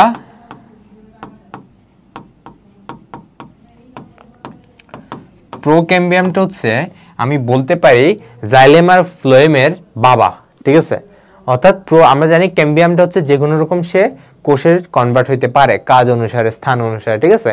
সো এই প্রোক্যাম্বিয়ামটা কি করবে, সে পরবর্তীতে স্থায়ী হয়ে, আমরা জানি ভাজক টিস্যু চাইলে কি হইতে পারে, পরবর্তীতে স্থায়ী টিস্যুতে কনভার্ট হইতে পারে। সো এই প্রোক্যাম্বিয়ামটা পরবর্তীতে স্থায়ী হয়ে সে জাইলেম আর ফ্লোয়েমে কনভার্ট হবে। তাহলে পারবো না ভাই আমরা জিনিসটা, আশা করি পারবো। বুঝতে পারছো তো কেন এটা। তো তোমাকে যদি জিজ্ঞাসা করে জাইলেম ফ্লোয়েম টিস্যু উদাহরণ, তুমি কি বলবো, অবশ্যই এটা স্থায়ী টিস্যু উদাহরণ, ঠিক আছে। কিন্তু তুমি যে ভাজক টিস্যু নিয়ে পড়ছো না এতক্ষণ, তোমরা তো ইন্টার লাইফে ভাজক টিস্যু নিয়ে পড়ছো।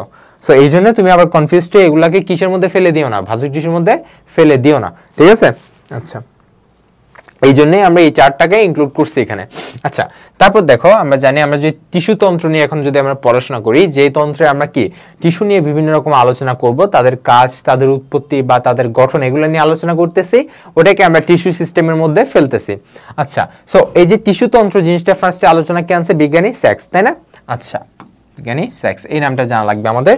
তারপর উনি টিস্যুতন্ত্রকে 3 ভাগে ভাগ করছে, ওই যে আমরা আগে কাজ অনুসারে যেটা পড়ছি না, ওইটাই বেসিক্যালি জাস্ট একটু নামটা চেঞ্জ করছে। যেমন এপিডার্মাল, এপিডার্মাল মানে হচ্ছে এপিডার্মিস, এপিডার্মাল পত্ররন্ধ্র, কিংবা এপিডার্মাল যে উপাঙ্গ সমূহ, এগুলা কার মধ্যে পড়বে, এপিডার্মাল টিস্যু তন্ত্রের মধ্যে পড়বে।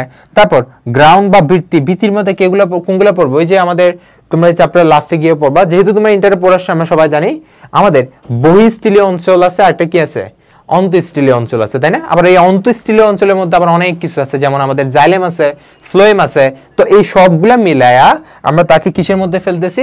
গ্রাউন্ড টিস্যু তন্ত্রের মধ্যে ফেলতেছি। কারণটা কি? কারণ গ্রাউন্ড মানে হচ্ছে কি আমাদের ভিত্তি, যেটা আমাদের উদ্ভিদের মূল ভিত্তিটা প্রদান করতেছে, ঠিক আছে?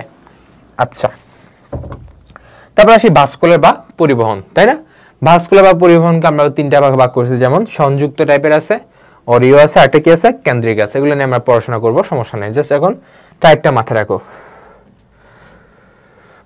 তোমাকে যদি ভাস্কুলার টিস্যু কত প্রকার জিজ্ঞাসা করে, তুমি আবার যদি এটা টাইপ আছে আর কি, মানে আমরা তো জানি ভাস্কুলার টিস্যু দুই রকম, মানে একটা হচ্ছে জাইলেম, একটা হচ্ছে ফ্লোয়েম, ঠিক আছে?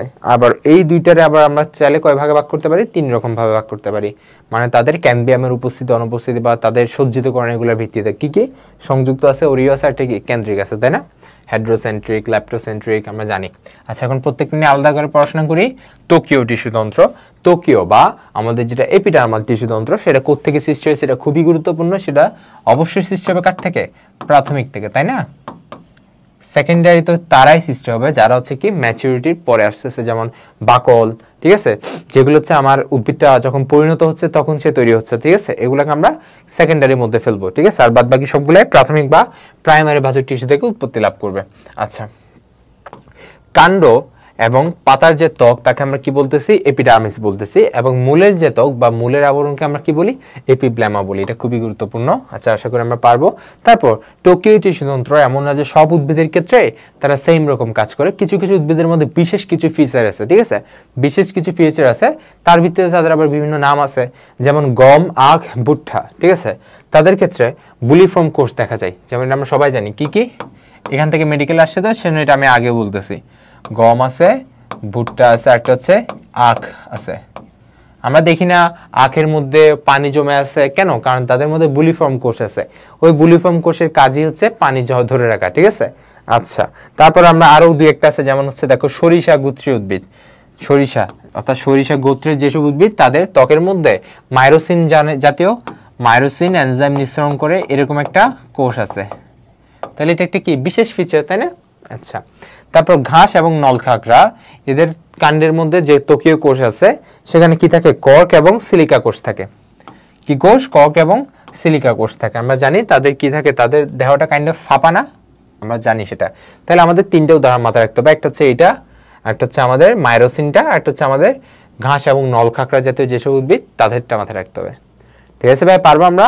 আচ্ছা, এই দুটো কিন্তু পরীক্ষা আসছে, মাইরোসিনটাও আসছে, বুলিফর্ম কোষটাও আসছে, তা আমার জানা লাগবে, ঠিক আছে? আচ্ছা, কিছু কিছু উদ্ভিদের আছে যাদের হচ্ছে তোমার এক সারি কোষ দেখা যায়, এক সারি প্যারেনকাইমা কোষ দেখা যায়।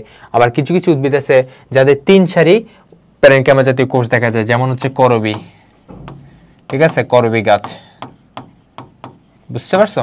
আচ্ছা, তারপর আরো কিছু গুরুত্বপূর্ণ তথ্য আমরা এখান থেকে জানা লাগবে, যেমন ধরো রক্ষী কোষ ব্যতীত অন্য কোনো কোষের ক্লোরোপ্লাস্ট থাকে না।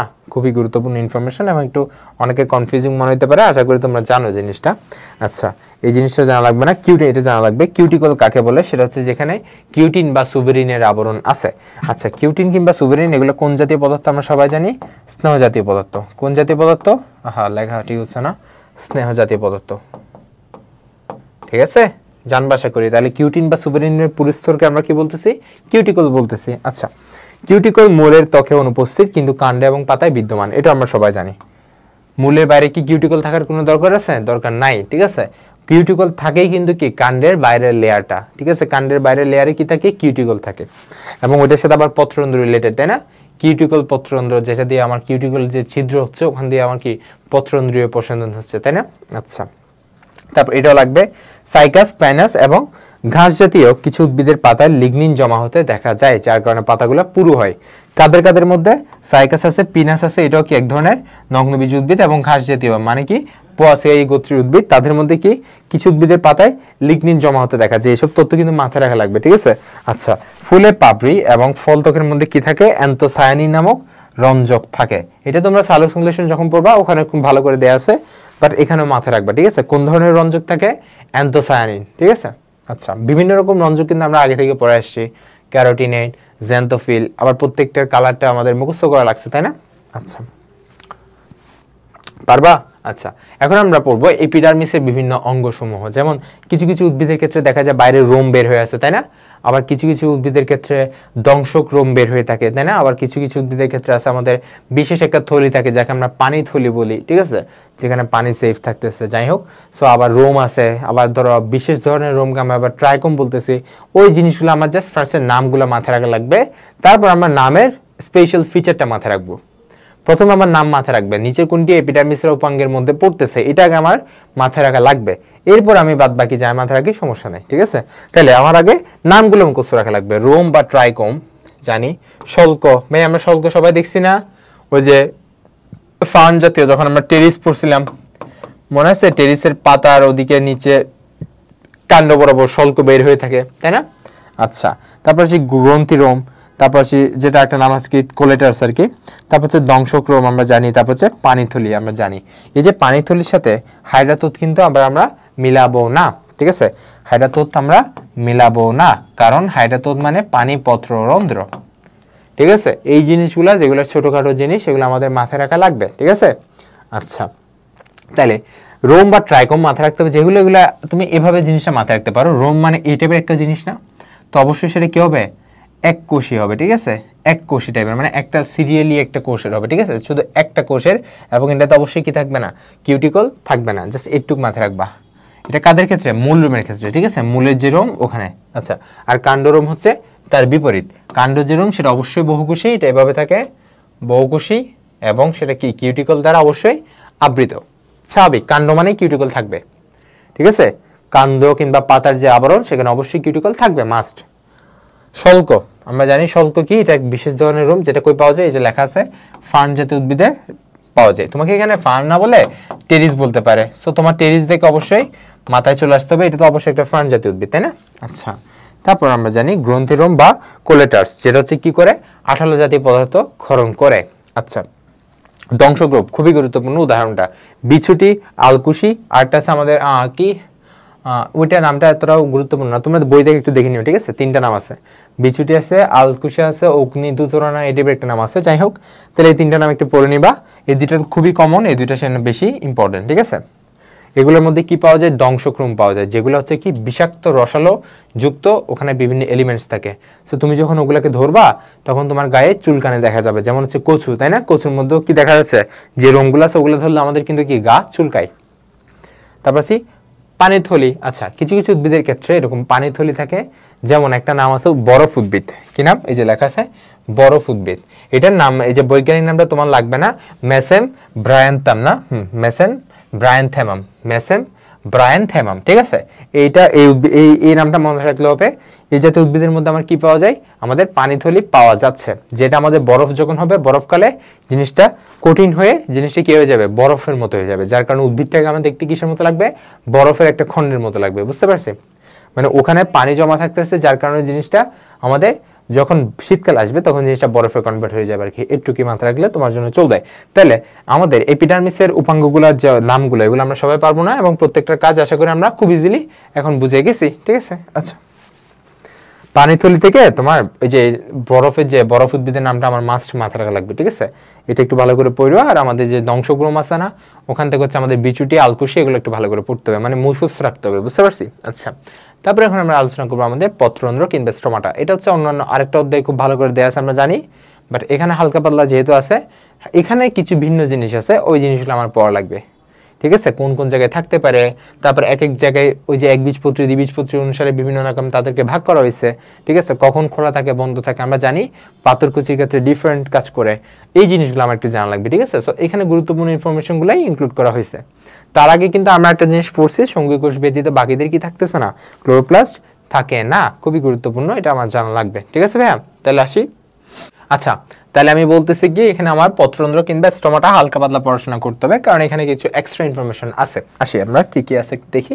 তাহলে পত্ররন্ধ্রের গঠন আমরা সবাই জানি, পত্ররন্ধ্র হচ্ছে দুইটা অর্ধচন্দ্রাকার রক্ষী কোষ দ্বারা পরিবেষ্টিত থাকে, তাই না?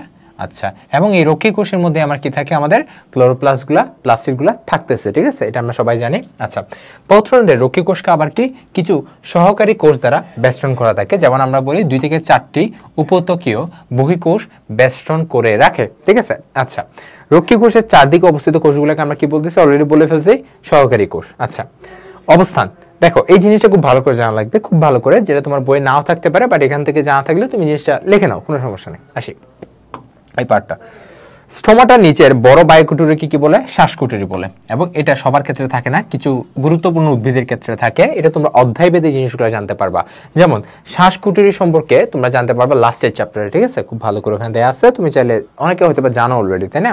আচ্ছা, দ্বিবীজপত্রীর ক্ষেত্রে কই থাকে, বিষমপৃষ্ঠ পাতার নিচের ত্বকে, ঠিক আছে। আচ্ছা, সমদ্বিপৃষ্ঠ পাতার উভয় ত্বকে, একবীজপত্রী উদ্ভিদের পাতার উপরের ত্বকে। তাহলে এই দুইটা জিনিস তোমার জন্য বেশি গুরুত্বপূর্ণ। আর জলজ উদ্ভিদটা জানা লাগবে, জলজ উদ্ভিদের ভাসমান পাতার উপরের ত্বকে কি থাকে, আমার পত্ররন্ধ্র থাকবে, ঠিক আছে। তারপর মরু যেটা জানা লাগবে, যেটা পাতার বহিত্বকের গভীরে থাকে পত্ররন্ধ্র, এই জিনিসটা খুবই গুরুত্বপূর্ণ। এই যে এটা কেন গভীরে থাকে, তাই না, আমরা খুব ইজিলি জানি, আমাদের মরুজ উদ্ভিদ যারা, তাদের ক্ষেত্রে কিন্তু তারা সহজে, তাদের একমাত্র উদ্দেশ্য থাকে যাতে পানি বের ইজিলি না হয়, ঠিক আছে। আমরা জানি পত্ররন্ধ্রের প্রধান কাজ কি, আমরা তো জানি শ্বাস গ্রহণ থেকে এগুলো করতেছে, এছাড়াও সালোক সংশ্লেষণের জন্য আমাদের যে যা কাজ করা দরকার ওগুলা করতেছে, এছাড়াও যেটা খুবই গুরুত্বপূর্ণ কাজ সেটা হচ্ছে পানি নির্গমন, কারণ প্রসাধনটা হয় কিসের মাধ্যমে, পত্ররন্ধ্রের মাধ্যমে। এখন এই যে পত্ররন্ধ্রটা মরুজ উদ্ভিদের ক্ষেত্রে যদি এমনি নর্মাল উদ্ভিদের মতো বহিত্বকে কিংবা ভিতরের ত্বকে যদি থাকে, তাহলে কি হবে, এটা কি, তাহলে পানি বেশি নির্গমন হবে এবং যার কারণে উদ্ভিদটা বাঁচতে পারবে না।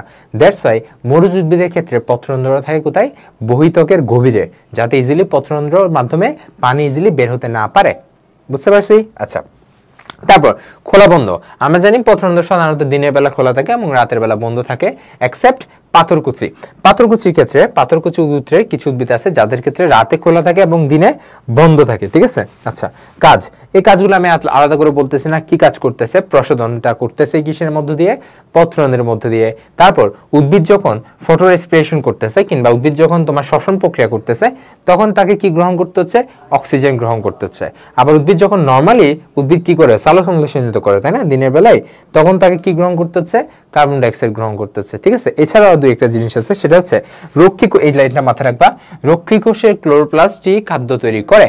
আচ্ছা, ঠিক আছে, এই জিনিসটা তুমি একটু মাথায় রাখবে, এই যে লাইনটা একটু মাথায় রাখবে, এটা অনেকে একটু জানে না, একটু ভালো করে জানবা। আমরা রক্ষী কোষ যে বললাম না, পত্ররন্ধ্রের দুই সাইডে রক্ষী কোষ থাকে, ওখানেই আমাদের কি থাকে, ক্লোরোপ্লাস্টগুলো থাকে, ঠিক আছে ভাইয়া। আচ্ছা, তাই আমরা আশা করি পত্ররন্ধ্রগুলো পারবো। এখন পত্ররন্ধ্র থেকে এই পাঁচটা থেকে কিন্তু আমাদের মেডিকেলে কোয়েশ্চেন আসছে, কি আসছে, কোন টাইপের কোষ আছে, নিচের কোন ধরনের কোষ আছে, কোন ধরনের কোষ নাই, ট্রায়াসাইটিক নাই, আমি আগে বলে দিচ্ছি, ঠিক আছে, এটা মেডিকেল আসছে তো এই জন্য। আচ্ছা, দেখি আমরা ডায়াসাইটিক, ডায়াসাইটিক মানে হচ্ছে সহকারী কোষের সংখ্যা 2টা, সেজন্য ডায়াসাইটিক, ঠিক আছে। আচ্ছা, প্যারাসাইটিক আছে, প্যারাসাইটিক মানে হচ্ছে 2টা কোষ আছে তো, বাট 2টা সমান্তরালে অবস্থিত, সেজন্য প্যারা বলছে, প্যারালাল, ঠিক আছে। অ্যানিসো আছে, যেটাকে আমরা ট্রাই বলি, ওটাকে এখানে কি বলছে, অ্যানিসোসাইটিক, ঠিক আছে, কিন্তু আবার পরবর্তী টেট্রা কিন্তু ঠিকই আছে। এরপর আছে অ্যাক্টিনো, তারপর আছে অ্যানোমো, ঠিক আছে। তাহলে এই নামগুলো আমার মনে রাখা লাগবে, নিচের কোনটি পত্ররন্ধ্রের প্রকারভেদের মধ্যে পড়ে না, তাহলে এই নামগুলো আমার জানা লাগবে না, জানা লাগবে। তারপর জানা লাগবে আমার কোনটার ক্ষেত্রে কয়টা কোষ আছে, যেমন এনিসোসাইটিক যে ট্রাইসাইটিক, এটাতে আমরা জানি না, তাহলে আমার নামটা থেকে মনে রাখা লাগবে এনিসোসাইটিক মানে কি, এখানে সহকারী কোষের সংখ্যা 3টা, ঠিক আছে ভাইয়া। আচ্ছা, তারপর কি কি আছে, আরো অ্যানোমোসাইটিক আছে, আর হচ্ছে অ্যাক্টিনোসাইটিক আছে, এগুলো আশা করি আমরা জানি। আচ্ছা, তাহলে এটা কি আমাদের যে ডায়াসাইটিক, ডায়াসাইটিকের 2টা কোষ থাকবে সমগুণে, ঠিক আছে, আর প্যারাসাইটিক থাকবে সমান্তরালে। আর যেটা আমার অ্যানিসোসাইটিক, এটা তো আমরা জানি এটা 3 দিকে করে থাকবে, এটা আলাদা বিষয় না। টেট্রা যেটা, সেটা হচ্ছে কি 4টা থাকবে। আর অ্যাক্টিনো মানে হচ্ছে আমাদের রেডিয়ালি থাকবে, তাই না, হ্যাঁ, রেডিয়ালি লম্বা কোষ, এটা জানা লাগবে, ঠিক আছে। আর অ্যানোমো মানে জিনিসটাকে অ্যানিনোমাস থাকবে, ঠিক আছে। অ্যানোনিমাস আমরা নামটা শুনছি না, অ্যানোনিমাস মানে নাম প্রকাশ করে না, অর্থাৎ এটা জানা যায় না অ্যাকচুয়ালি এটা কিভাবে পৃথক করা যাচ্ছে কি যাচ্ছে না, এই জন্য এটা নাম অ্যানোমো দেয়া আছে, এভাবে মাথায় রাখতে পারো, ঠিক আছে।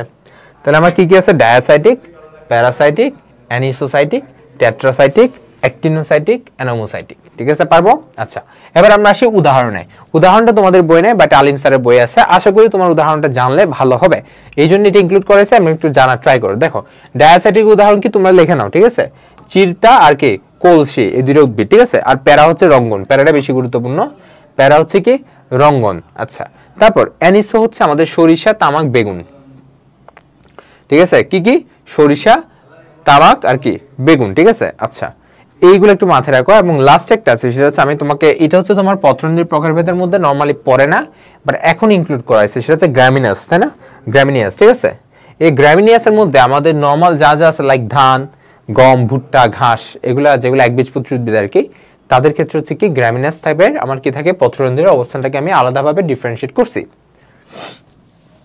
কি কি? তাহলে গ্রামিনিয়াসের মধ্যে ধান, গম, ভুট্টা আর কি ঘাস, সবগুলো আবার কোন গোত্রের অন্তর্গত আমরা জানি, কোন গোত্র? পসে এর মধ্যে পড়তেছে, তাই না সবগুলা? আচ্ছা, এরপর আসি, এই জিনিসটা খুবই গুরুত্বপূর্ণ, এখান থেকে আমার মেডিকেল আসছে। মেডিকেলে স্বাভাবিকভাবে কোনটা আসছে? উদাহরণটা আসছে। সো উদাহরণটা মনে করাটা খুব ইজি আসলে। আচ্ছা, পানি পত্ররন্ধ্রের ইংলিশ নামটা কি? হাইড্রাতুত, আমরা সবাই জানি হাইড্রাতুত। হাইড্রাতুতের আরেকটা নাম কি বলতে পারো? এটা হচ্ছে একটা বিশেষ ধরনের পানি নির্মোচনকারী অঙ্গ, ঠিক আছে। অর্থাৎ তোমার দেহের মধ্যে যদি পানি বের হয়ে যায়, পানির সংখ্যা যদি অনেক বেশি হয়ে যায়, তাহলে একটা বিশেষ ওয়েতে আমি পানি বের করে দিচ্ছি কিসের মাধ্যমে? একটা বিশেষ রন্ধ্র, যাকে আমরা কি বলতেছি? পানি পত্ররন্ধ্র, ঠিক আছে। আচ্ছা, পানিপত্রের হাইড্রাতুত নামকরণ করেন বিজ্ঞানী ইসাও, এটা জানা লাগবে, এটা জেনে রাখো, সমস্যা নেই। একে আরেকটা নাম কি, আরেকটা নামে কি ডাকা হয়? পানি নির্মোচনকারী অঙ্গ। আচ্ছা, তোমার জানা লাগবে এটার কোন কোন গাছের ক্ষেত্রে পানি নির্মোচনকারী অঙ্গগুলো আছে। আমরা সবাই কিন্তু কি দেখছি? টমেটো দেখছি, কিংবা সবাই ঘাস দেখছি। শীতের সকালে আমরা দেখতেছি ঘাসের গোড়ায় কি আছে? পানি জমে আছে, ঠিক আছে। কিংবা কোন এক সময় যদি পানির পরিমাণ বেশি হয়ে যাচ্ছে, তখন কি হয়? গাছের গোড়ায়, মানে গাছের পাতার কিনারায় কিনারায় দেখা যায় কি পানির একটা লাইন দেখা যাচ্ছে, ওইটাই বেসিক্যালি পানি পত্ররন্ধ্রের কারণে এমনটা দেখা যাচ্ছে, ঠিক আছে। এইভাবে পানি, এক্সট্রা পানিগুলা উদ্ভিদ বের করে দিচ্ছে, ঠিক আছে ভাই? আচ্ছা, তাহলে কার কার মধ্যে দেখা যায়? খুবই সিম্পল একটা নেমোনিক্স, সেটা হচ্ছে ঘটক, ঘাস, টমেটো, আর একটা হচ্ছে কচু। আমরা হয়তো আবার নোটিস করলে তিনটার মধ্যে আমরা সবাই আমাদের প্রাত্যহিক লাইফে জিনিসটা আমরা কিন্তু দেখছি, ঠিক আছে। ঘাসের ক্ষেত্রে আমি নিজেও দেখছি, টমেটোতে আমি দেখছি, এবং কচুটা আমি দেখি না, বাট কচু হয় আমি এমনটা জানি, ঠিক আছে। তাহলে তিনটা আমি ইজিলি ঘটক দিয়ে মাথায় রাখতে পারবো, এবং এটাই আমার মেডিকেল কোয়েশ্চেন আসছে। হাইড্রাতুত বা পানি পত্ররন্ধ্রকারী অঙ্গ নিচে কোনটি, অথবা নিচে কোনটি নয়, এভাবে করে আসছে, ঠিক আছে। সো জানা লাগবে। আচ্ছা, তারপর দেখো গাটেশন, এটা জানা লাগবে। গাইটেশন, ওই যে আমার হাইড্রাতুত বা পানি পত্ররন্ধ্র দিয়ে তরল পদার্থ যে বের হয়ে যাচ্ছে, সেই প্রক্রিয়াটার নাম হচ্ছে পানি নির্গমন কিংবা গাটেশন।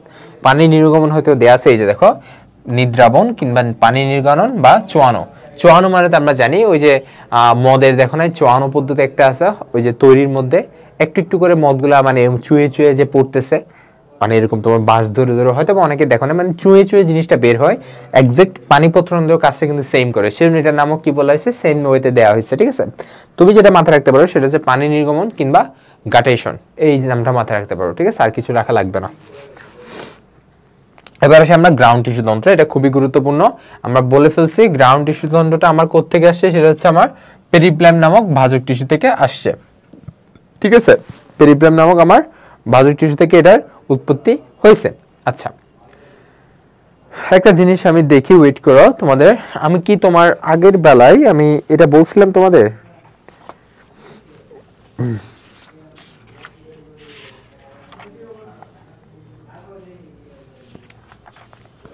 আচ্ছা, আমি শুরুতে কি জানি বলছিলাম, মনে হয় পেরিপ্লামটা, এটা কি আমার বলাতে ভুল হয়েছিল আই গেস, তাই না? এটা মানে কি জানি বলছি, মনে পড়তেছে না, একটু আগেই তো বলছিলাম। আচ্ছা, যাই হোক, তাহলে গ্রাউন্ড টিস্যু তন্ত্রটা আমার কোন ধরনের ভাজক টিস্যু থেকে উৎপত্তি হয়েছে? পেরিপ্লাম নামক ভাজক টিস্যু থেকে এটার উৎপত্তি হয়েছে। আসি, তাহলে গ্রাউন্ডের মধ্যে আমার কি কি পড়তেছে? আগে আমার উপাঙ্গগুলো, অর্থাৎ আমার আগে নামগুলো মাথায় রাখা লাগবে, ঠিক আছে। এটা হচ্ছে মেইন, তারপর নামগুলোর ভিতরে যা যাচ্ছে আমরা ওগুলো পড়বো, এবং ওই ইনফরমেশনগুলো কিন্তু এখানে ইনক্লুড করা হয়েছে। সবার আগে যেটা জানতে হবে সেটা হচ্ছে অধোতক কিংবা হাইপোডার্মিস। আচ্ছা, হাইপোডার্মিসটার ক্ষেত্রে সবচেয়ে যেটা গুরুত্বপূর্ণ ইনফরমেশন, সেটা মাথায় রাখবা, হাইপোডার্মিস মূলে থাকে না। তাহলে হাইপোডার্মিস কার অংশ? সেটা হচ্ছে আমার কাণ্ডের অংশ। হাইপোডার্মিস কার মধ্যে দেখা যায়? কাণ্ডের মধ্যে দেখা যায়। হাইপোডার্মিস কার মধ্যে দেখা যায় না? মূলের মধ্যে দেখা যায় না, ঠিক আছে। আচ্ছা, এখন কার হাইপোডার্মিসটা কি দিয়ে গঠিত, এটাও জানা লাগবে। এই যেখানে আছে দ্বিবীজপত্রীতে এটা হচ্ছে কোলেন কাইমা দিয়ে গঠিত, আর একবীজপত্রীতে জিনিসটা অনেক শক্ত হয়ে স্ক্লেরেন কাইমা টিস্যু দিয়ে গঠিত হয়, ঠিক আছে। আর অধোতক কিংবা হাইপোডার্মিসের কাজ কি? যান্ত্রিক দৃঢ়তা প্রদান করা। যেহেতু এই দুইটা আমরা তাহলে বুঝতেছি, এই দুইটা আমার টিস্যুর ধরনের কাজ কি ছিল? দুইজনের কাজ হচ্ছে কি ছিল?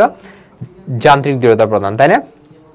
আচ্ছা, তারপর হচ্ছে কর্টেক্স। মাথায় রাখবা কর্টেক্স কি দিয়ে গঠিত? প্যারেনকাইমা টিস্যু, কারণ কর্টেক্স নরম এবং কর্টেক্সের টিস্যুগুলো সবগুলো কার মতো? প্যারেনকাইমা টিস্যুর মতো, এক্সাক্ট এটা দিয়ে তৈরি হয়েছে, ঠিক আছে? তাহলে এটা জানা লাগবে। তারপর মূলের কর্টেক্স হচ্ছে অনেক স্তর থাকে, কাণ্ডের কর্টেক্স কয়েক স্তর থাকে। এই যে দেখো, এটা জানা লাগবে। মূলের কর্টেক্স হচ্ছে বহু স্তর থাকে আর কাণ্ডের কর্টেক্স কয়েক স্তর বিশিষ্ট। এটা অত বেশি গুরুত্বপূর্ণ না। যেটা জানা লাগবে কর্টেক্সের কাজ কি, সেটা হচ্ছে পানি এবং খাদ্য সঞ্চয়, ঠিক আছে? পানি এবং খাদ্য সঞ্চয় মূলের কর্টেক্সের প্রধান কাজ। আর কাণ্ডের কর্টেক্সের প্রধান কাজ তো পানি এবং খাদ্য সংরক্ষণ আছে, বাট তার চেয়ে গুরুত্বপূর্ণ হচ্ছে দৃঢ়তা প্রদান এবং সালোকসংশ্লেষণে সাহায্য করা, ঠিক আছে? তাহলে এগুলা তুমি একটু কষ্ট করে দরকার হলে একটু খাতার মধ্যে লিখে নাও, এটা মনে হয় বেটার হবে, ঠিক আছে? সুন্দর করে যেহেতু সিরিয়ালি দেওয়া আছে একটু লিখে নাও। তাহলে আমরা আরেকবার পড়ি কি কি আছে। তাহলে কর্টেক্স যে প্যারেনকাইমা টিস্যুতে গঠিত হয়, এটা তোমরা ছোটবেলা থেকে জানো, তাই না? ক্লাস 10 থেকে জানো কর্টেক্স হচ্ছে প্যারেনকাইমা টিস্যুতে গঠিত হয়। আচ্ছা, আর মূলের কর্টেক্সের অনেকগুলো স্তর থাকে, কাণ্ডের কর্টেক্সে কয়েক স্তর থাকে। তারপর জানা লাগবে মূলের যে কর্টেক্স সেটা হচ্ছে পানি এবং খাদ্য সঞ্চয় করে, কাণ্ডের যেটা কর্টেক্স সেটা পানি খাদ্য সঞ্চয় তো করে, বাট তার আর একটা গুরুত্বপূর্ণ কাজ হচ্ছে সে কি করবে? অবশ্যই দৃঢ়তা প্রদানের সাথে নিযুক্ত থাকবে, ঠিক আছে? বাট এটার মতো না, কারণ আমরা জানি কোলেনকাইমা এবং স্ক্লেনকাইমারই প্রধান কাজ থাকে কি? দৃঢ়তা প্রদান করা কিংবা একটা যান্ত্রিক শক্তি দান করা, তাই না? আচ্ছা, এরপর আসে অন্ততক বা এন্ডোডার্মিস। এন্ডোডার্মিসটা খুবই গুরুত্বপূর্ণ, ঠিক আছে? কারণ এখানে বিশেষ কিছু স্ট্রিপ আছে, লাইক ক্যাসপেরিন স্ট্রিপ আছে, প্যাসেজ সেল আছে। এগুলো একটু বইয়ের মধ্যে দাগ দিয়ে ওই জিনিসগুলো একটু পড়ে নাও, ঠিক আছে? শ্বেতসার আবরণ কি, এগুলো একটু পড়ে নাও, কারণ এগুলো আমাদের মেডিকেলের জন্য গুরুত্বপূর্ণ। তাহলে অন্ততক এটা হচ্ছে আমাদের কোথায় থাকতেছে? দেখো, মূলের, এটার ক্ষেত্রে মাথায় রাখতে হবে মূলের যে অন্ততক আছে সেখানেই ক্যাসপেরিয়ান স্ট্রিপটা থাকে, ঠিক আছে? কার মধ্যে? এই যেখানে লেখা আছে দেখো, আমি এক্সট্রা জিনিস পড়াচ্ছি না, যেটা লাগবে ওইটাই পড়াচ্ছি। তাহলে ক্যাসপেরিয়ান স্ট্রিপ যেটা নাম আমরা বললাম সেটা কই থাকতেছে? আমার মূলের অন্ততকে। এবং এটা কোন বিজ্ঞানী আবিষ্কার করছে? বিজ্ঞানী ক্যাসপারি। আচ্ছা, তারপর অন্ততকের যেসব কোষগুলোর প্রাচীর পাতলা, অন্ততকের কিছু কোষ আছে যাদের প্রাচীর পাতলা, ওই প্রাচীর পাতলা কোষগুলোর উপরে শ্বেতসারের আবরণ দিয়ে ঢাকনা থাকে, শ্বেতসারের আবরণ দিয়ে ঢাকা থাকে, তখন তাকে আমরা কি বলতেছি? প্যাসেজ সেল বলতেছি, ঠিক আছে? ওই সেলগুলোকে আমরা কি বলতেছি? প্যাসেজ সেল বা পারণ কোষ বলতেছি, ঠিক আছে? আচ্ছা, তারপর ক্যাসপিয়ান স্ট্রিপটা কি দিয়ে তৈরি হয়? সেটা হচ্ছে লিগনিন আর সুবেরিন। এই দুইটা নাম আমরা সবাই জানি, তাই না ভাইয়া? আমরা যখন সেকেন্ডারি কোষ প্রাচীর পড়াইছিলাম তখন এই দুইটা নাম উচ্চারণ করেছিলাম, লিগনিন আর একটা হচ্ছে কি? সুবেরিন, ঠিক আছে? একটা কি? লিগনিন আর একটা কি? সুবেরিন। তাহলে এই দুইটা দিয়ে বেসিক্যালি আমার কি তৈরি হয়? ক্যাসপিয়ান স্ট্রিপটা তৈরি হচ্ছে। আচ্ছা, তাহলে এই ক্যাসপিয়ান স্ট্রিপটার কাজ কি? সেটা হচ্ছে একটা বাঁধের মতো কাজ করে, এটা মাথায় রাখবে। এই যে দেখো, এই যে লাইনটা, ঠিক আছে? মূলের চাপ নিয়ন্ত্রণ করার ভূমিকা রাখে, বাঁধের মতো কাজ করে, এটা তোমার খাতায় লিখে রাখো। তাহলে ক্যাসপিয়ান স্ট্রিপের কাজ কি? সে মূলের চাপ নিয়ন্ত্রণ করতেছে, আর একটা হচ্ছে বাঁধের মতো কাজ করতেছে। আরেকটা মাথায় রাখতে হবে দ্বিবীজপত্রী উদ্ভিদে। এই যে দেখো, শ্বেতসার আবরণ থাকে দ্বিবীজপত্রী উদ্ভিদের কাণ্ডে। তাহলে আমি এখানে আলাদা করে লিখে দিচ্ছি, সমস্যা নেই, একটু বইয়ের মধ্যে লিখে নাও অথবা খাতার মধ্যে লিখে নাও অথবা দাগায় নাও। তাহলে আমার শ্বেতসার আবরণটা কই থাকতেছে? আমার দ্বিবীজপত্রী উদ্ভিদের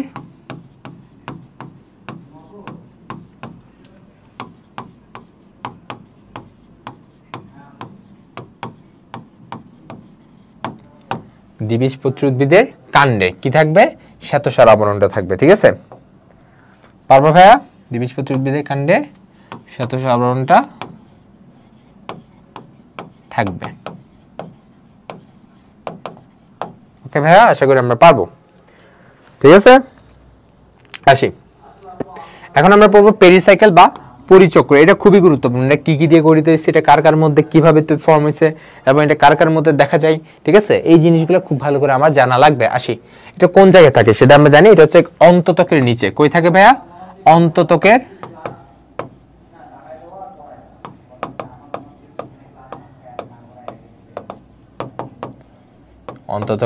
নিচে, ঠিক আছে? এবং ভাস্কুলার বান্ডেলের বাইরে, কারণ আমরা জানি ভাস্কুলার বান্ডেল একদম কেন্দ্রে অবস্থিত, তাই না?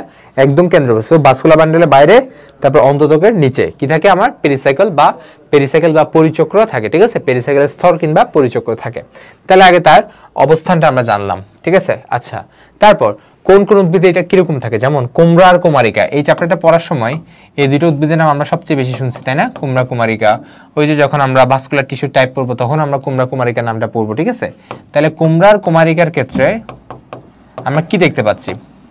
কুমড়া আর কুমারিকার ক্ষেত্রে আমরা দেখতে পাচ্ছি আমাদের এই যে পরিচক্র কিংবা পেরিসাইকেল যে স্তরটা সেটা হচ্ছে বহু স্তর বিশিষ্ট থাকবে এবং এটা স্ক্লেরেনকাইমা টিস্যু দিয়ে গঠিত হবে। এবং কুমড়া কুমারিকার ক্ষেত্রে এই যে পেরিসাইকেল স্তরটাই বেসিক্যালি তার দৃঢ়তা প্রদান করবে, কারণ সেটা কি দিয়ে তৈরি হয়েছে? স্ক্লেরেনকাইমা দিয়ে তৈরি হয়েছে। আমরা তো জানি স্ক্লেরেনকাইমার প্রধান কাজ কি? সে দৃঢ়তা প্রদান করতেছে, ঠিক আছে। সো কুমড়া কুমারিকার কাণ্ডগুলো কিন্তু যথেষ্ট নরম, তাই না? আমরা দেখি না কুমড়া কুমারিকা মাটিতে ঝুলে রাখতেছে, মাটিতে ঝুলে আছে। সো তাদের ক্ষেত্রে পেরিসাইকেল স্তরটা তাদের একটা দৃঢ়তা প্রদানকারী হিসেবে কাজ করে এবং এটা কি বলতেছে? এটা কি দিয়ে গঠিত হয়েছে? সেজন্য স্ক্লেরেনকাইমা টিস্যু দিয়ে গঠিত হয়েছে, ঠিক আছে। আচ্ছা, তারপর আরেকটা জিনিস যেটা জানি সেটা হচ্ছে আমরা জানি হার্ট বাস্ট বা গুচ্ছটুপি। কি নাম? হার্ট বাস্ট কিংবা গুচ্ছটুপি। তাহলে এই জিনিসটা কি? হার্ট বাস্ট বা গুচ্ছটুপি হচ্ছে যখন আমার স্ক্লেরেনকাইমার টিস্যুটা ফ্লোয়েমের মাথায় অবস্থান করবে। আমরা জানি স্ক্লেরেনকাইমার কাজই কি? সে কোনো কিছু তো অনেক দৃঢ়তা প্রদান করে, তাই না? তাহলে হার্ট বাস্ট বা গুচ্ছটুপি কিভাবে ফর্ম হবে? সে ফ্লোয়েমের মাথায় স্ক্লেরেনকাইমার টিস্যু থাকলে, ঠিক আছে। সেটাকে আমি কি বলতেছি? হার্ট বাস্ট বা গুচ্ছটুপি বলতেছি। এবং এটার উদাহরণটা খুবই খুবই গুরুত্বপূর্ণ, এটা মেডিকেলে আসার মতো কোয়েশ্চেন। নিচের কাদের কোন উদ্ভিদের ক্ষেত্রে হার্ট বাস্ট বা গুচ্ছটুপিটা দেখা যায়? সূর্যমুখী, খুবই গুরুত্বপূর্ণ, ঠিক আছে, সূর্যমুখী। আচ্ছা, এখান থেকে আর জানা লাগবে না। আচ্ছা, তারপর আমাদের মজ্জা বা মেডুলাতে চলে আসি। মজ্জা বা মেডুলা এটা হচ্ছে আমাদের কেন্দ্রে থাকতেছে, ঠিক আছে। জাইলেম ফ্লোয়েমকে ঘিরে মজ্জা বা মেডুলাটা থাকতেছে এবং এটা অনেক সময় হয় কি? এটা কেন্দ্রস্থলে যদি নষ্ট হয়ে একটা ফাঁকা গহ্বর তৈরি করে, এই গহ্বরটার কার ক্ষেত্রে তৈরি হবে? এটা লাগবে, সেটা হচ্ছে দেখো কুমড়া। তাহলে দেখো অনেক সময় কেন্দ্রস্থলে মজ্জাটা নষ্ট হয়ে ফাঁকা গহ্বর সৃষ্টি করে, যেমন কুমড়া। কেন দেখি ভাই মজ্জাটা নষ্ট হচ্ছে বলতো? ওই যে স্ক্লেরেনকাইমা টিস্যুর কারণে, ঠিক আছে। আমরা তো জানি স্ক্লেরেনকাইমা একটা মৃত টিস্যু, তাই না? আর মজ্জাটা হচ্ছে কি হয়? তোমার কনভার্ট হয়ে স্ক্লেরেনকাইমা টিস্যুতে কনভার্ট হয়ে যাচ্ছে, ঠিক আছে। তখন তার মাঝখানে একটা কি ফাঁকা গহ্বর সৃষ্টি হবে, স্বাভাবিক। সে যে নষ্ট হয়ে এরকম দুই দিকে স্ক্লেরেনকাইমা টিস্যু হয়ে, স্ক্লেরেনকাইমা টিস্যু তো তোমার প্রোটোপ্লাজমের মধ্যে পানি অনেক কম, যার কারণে জিনিসটা কোষটা একটু কি হয়? শ্রিঙ্ক হয়ে যায়। শ্রিঙ্ক হয়ে যাওয়ার কারণে মাঝখানে একটা গহ্বর সৃষ্টি হবে। কার ক্ষেত্রে হবে? কুমড়ার ক্ষেত্রে হবে। কিন্তু আমরা যে মজ্জা রশ্মি পড়ছি না, যেটা কি ছিল? রিব ভাজক টিস্যু। ওই মজ্জা রশ্মি কিন্তু ভাইয়া একটা কি লিখতেছে এটা? ওই মজ্জা রশ্মি কিন্তু একটা প্যারেনকাইমা দিয়ে তৈরি, তাই না? হ্যাঁ, মজ্জা রশ্মিটা কিন্তু কি দিয়ে তৈরি? প্যারেনকাইমা দিয়ে তৈরি। এটা কিন্তু একটু ভালো করে মাথায় রাখা লাগবে, ঠিক আছে। মজ্জা রশ্মি প্যারেনকাইমা টিস্যু দ্বারা তৈরি। আচ্ছা, তারপর মজ্জা রশ্মির কাজ কি? মজ্জা রশ্মি হচ্ছে পানি এবং খাদ্য পরিবহন করা এবং খাদ্যবস্তু সঞ্চয় প্রয়োজনে গৌণ টিস্যু সৃষ্টি করা। তাহলে এই জায়গাটা বেশি মাথায় রাখবা, গৌণ টিস্যু কিংবা সেকেন্ডারি টিস্যু তৈরি করা, সেটা কি মজ্জা রশ্মি থেকে সৃষ্টি হতে পারে চাইলে। এবং বাট এটার প্রধান কাজটা কি? সে পানি এবং খাদ্যবস্তু সঞ্চয় করে, ঠিক আছে, এটা তার প্রধান কাজ। আচ্ছা, আরেকটা কাজ হচ্ছে সে পরিবহন করে। তাহলে পরিবহন, সঞ্চয় এবং গৌণ টিস্যু তৈরি করা, এই তিনটে হচ্ছে আমার মজ্জা রশ্মির প্রধান কাজ। আচ্ছা, তারপর আমাদের এরপর আসি আমরা আমাদের এই যে জিনিসগুলো, আমাদের মেসোফিল কোথায় কোথায় থাকতেছে পাতার ক্ষেত্রে। আচ্ছা, আমরা জানি পাতার ক্ষেত্রে এই দুইটা জিনিসকে মানে আলাদাভাবে নাম আছে। লাইক পাতার যে গ্রাউন্ড টিস্যু আছে, এই যে দেখো পাতার যে গ্রাউন্ড টিস্যু বা ভিত্তি টিস্যু, তার একটা আলাদা নাম আছে, সেটার নাম কি? মেসোফিল। খুবই গুরুত্বপূর্ণ, মেসোফিল, ঠিক আছে। আরেকটা নাম আছে bundle sheath, but bundle sheath কিন্তু মেইন নাম। বান্ডল সিথটা হচ্ছে মেসোফিলকে ঘিরে থাকে এবং যাদের ক্ষেত্রে মেসোফিলকে বান্ডল সিথ কোষটা ঘিরে রাখে, সালোকসংশ্লেষণ যখন আমরা পড়ছি সেই সূত্র অনুযায়ী আমরা জিনিসটা জানি, তাদের একটা নাম আছে, সেটা কি? সেটা হচ্ছে আমাদের, তার নাম আছে, তার নামটা কি আমরা সবাই জানি, সেটা হচ্ছে আমাদের কি মনে আছে? ওই যে লিখিনি আমি, সেটা হচ্ছে ক্রাঞ্চ অ্যানাটমি, তাই না? কি নাম ভাইয়া? ক্রাঞ্চ অ্যানাটমি। আর যাদের ক্ষেত্রে ক্রাঞ্চ অ্যানাটমি বিদ্যমান তারা অবশ্যই কি? তারা প্রতিকূল অবস্থা সহ্য করতে পারে। যেমন যারা মরুচ উদ্ভিদ, তাদের ক্ষেত্রে নরমালি ক্রাঞ্চ অ্যানাটমি দেখা যায়, কারণ তাদেরকে কি প্রতিকূল পরিবেশে টিকে থাকা লাগবে।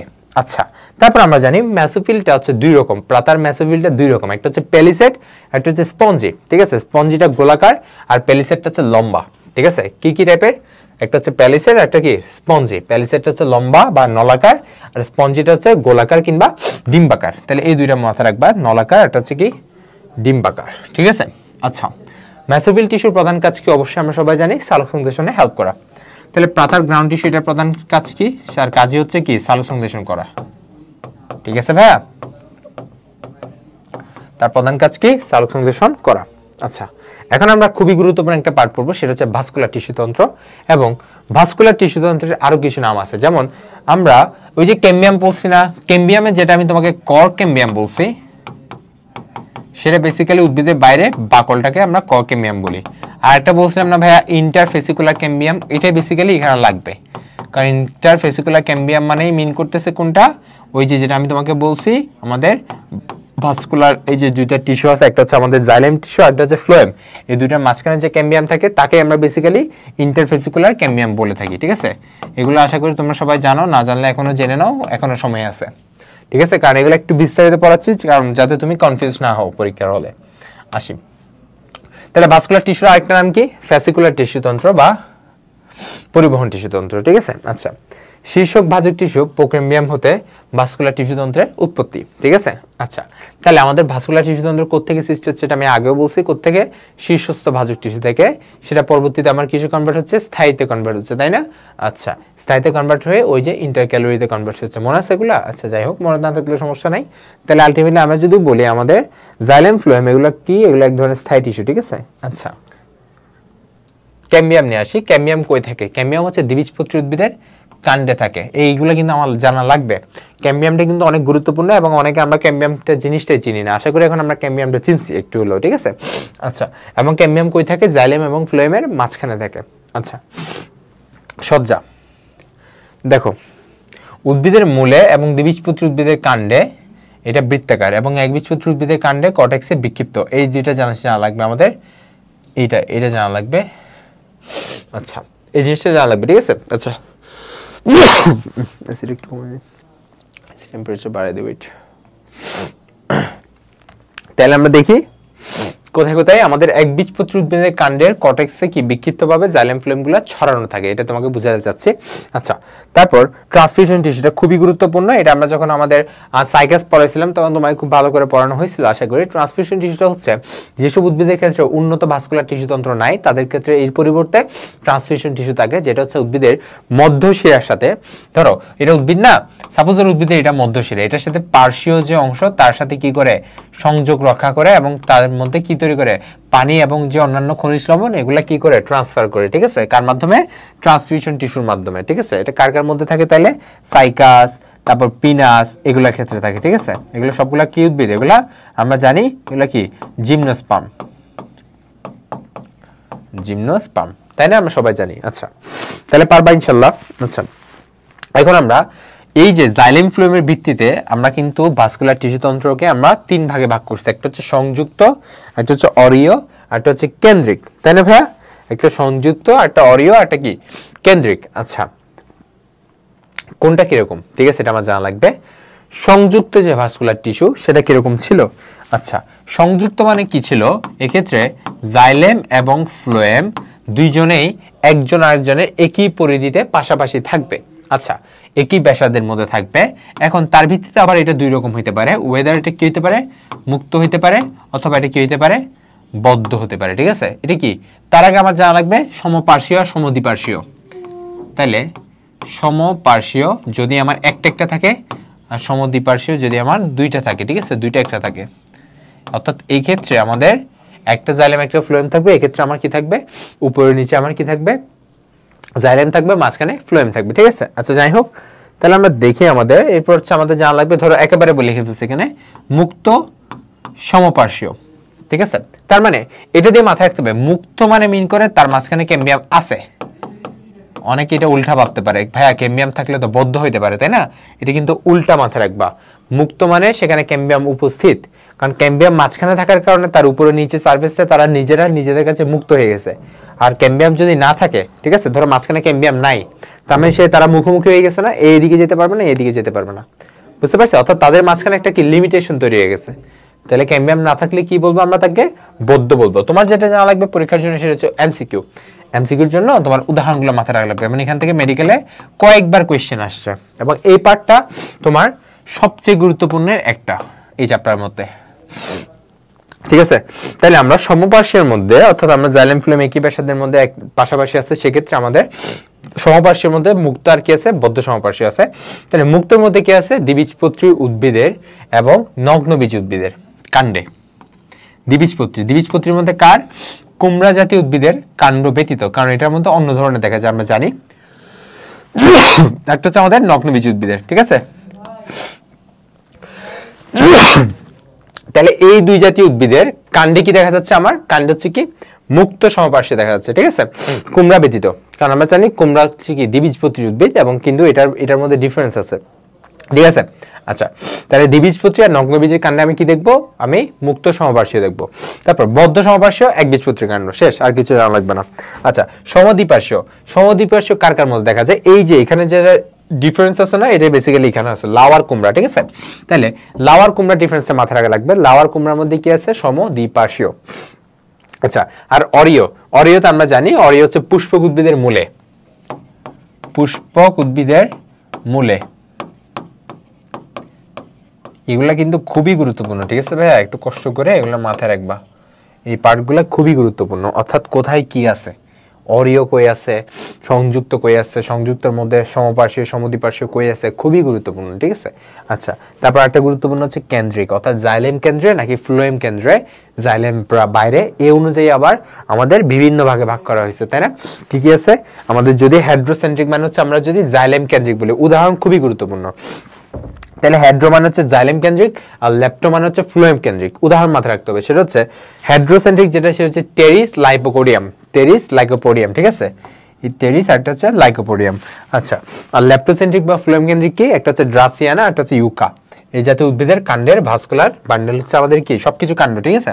শুধুমাত্র অরিয় যেটা, সেটা হচ্ছে পুষ্পক উদ্ভিদের মূলে। আচ্ছা, তাহলে ভাইয়া এই জিনিসগুলো আশা করি আমরা সবাই পারবো, ঠিক আছে। উদাহরণগুলো তোমরা আরেকবার দেখে নাও, এখান থেকে মুখস্থ করে নাও, ঠিক আছে। দরকার হলে তোমরা এখানে স্ক্রিনশট দিয়ে নাও, এই পার্টটা খুবই গুরুত্বপূর্ণ। মুক্ত সমপার্শ্বীয় দ্বিবীজপত্রী এক্সেপ্ট কুমড়া, কারণ কুমড়া সমদ্বিপার্শ্বীয় হতে যাবে, ঠিক আছে। আচ্ছা, বদ্ধ সমদ্বিপার্শ্বীয়, আচ্ছা বদ্ধ সমপার্শ্বীয়, ঠিক আছে। আচ্ছা, ঠিক আছে, তাহলে আমাদের দ্বিবীজপত্রী এবং নগ্নবীজের কাণ্ডে আমি কি দেখবো, আমি মুক্ত সমপার্শ্বীয় দেখবো। আচ্ছা, আর বদ্ধ সমপার্শ্বীয় কই দেখবো, একবীজপত্রী কাণ্ড। আর আমাদের সমদ্বিপার্শ্বীয় কার মধ্যে দেখবো, লাউয়ার কুমড়ার মধ্যে দেখবো। তারপর অরিয় কার মধ্যে দেখবো, পুষ্প উদ্ভিদের মূলে দেখবো। আচ্ছা, হেড্রো মানে হচ্ছে জাইলেম কেন্দ্রিক, কার মধ্যে, টেরিস আর লাইকোপোডিয়াম। আর লেপ্টো মানে হচ্ছে ফ্লোয়েম কেন্দ্রিক, আর এটা উদাহরণ কি, ড্রাসিয়ানা, একটা কি ইউকা, ঠিক আছে, শেষ। আচ্ছা, তাহলে আমরা পারবো, তাই না ভাইয়া। আচ্ছা, এখন আমরা আসি আমাদের এই চ্যাপ্টারের একদম আমরা লাস্ট সাইডে চলে আসছি, তাই না, একদম লাস্ট প্রান্তে চলে আসছি। তোমাদের জন্য সৌভাগ্যের বিষয় হচ্ছে দ্বিবীজপত্রী উদ্ভিদ থেকে তেমন একটা কোয়েশ্চেন একদমই আসে না। তুমি দ্বিবীজপত্রী উদ্ভিদটা জাস্ট কয়েকবার রিডিং দিবা, ঠিক আছে। আর মাথায় রাখবা মোটামুটি একবীজপত্রী উদ্ভিদের অপোজিট হচ্ছে আমাদের কি দ্বিবীজপত্রী উদ্ভিদ, ঠিক আছে। এই জিনিসটা মাথায় রাখবা, বুঝতে পারছো। একবীজপত্রীর মোটামুটি ডিফারেন্স মানে ব্যতিক্রমটা হচ্ছে আমাদের দ্বিবীজপত্রী উদ্ভিদ, এটা একটু মাথায় রাখবা। আচ্ছা, এবার আসি আমি একবীজপত্রী উদ্ভিদের মূলের পড়বো, তারপর আমি পড়বো কাণ্ড, ঠিক আছে।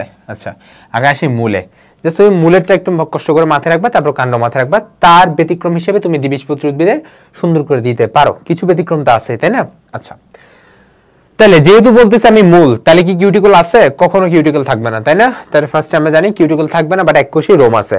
আর এটা বাইরের আবরণটাকে আমরা কি বলবো, এপিব্লামা বলবো। তাহলে আমার মোটামুটি দুই একটা পাচ্তেছে। তারপর একটা অলরেডি আমি বলে ফেলছি, হাইপোডার্মিস।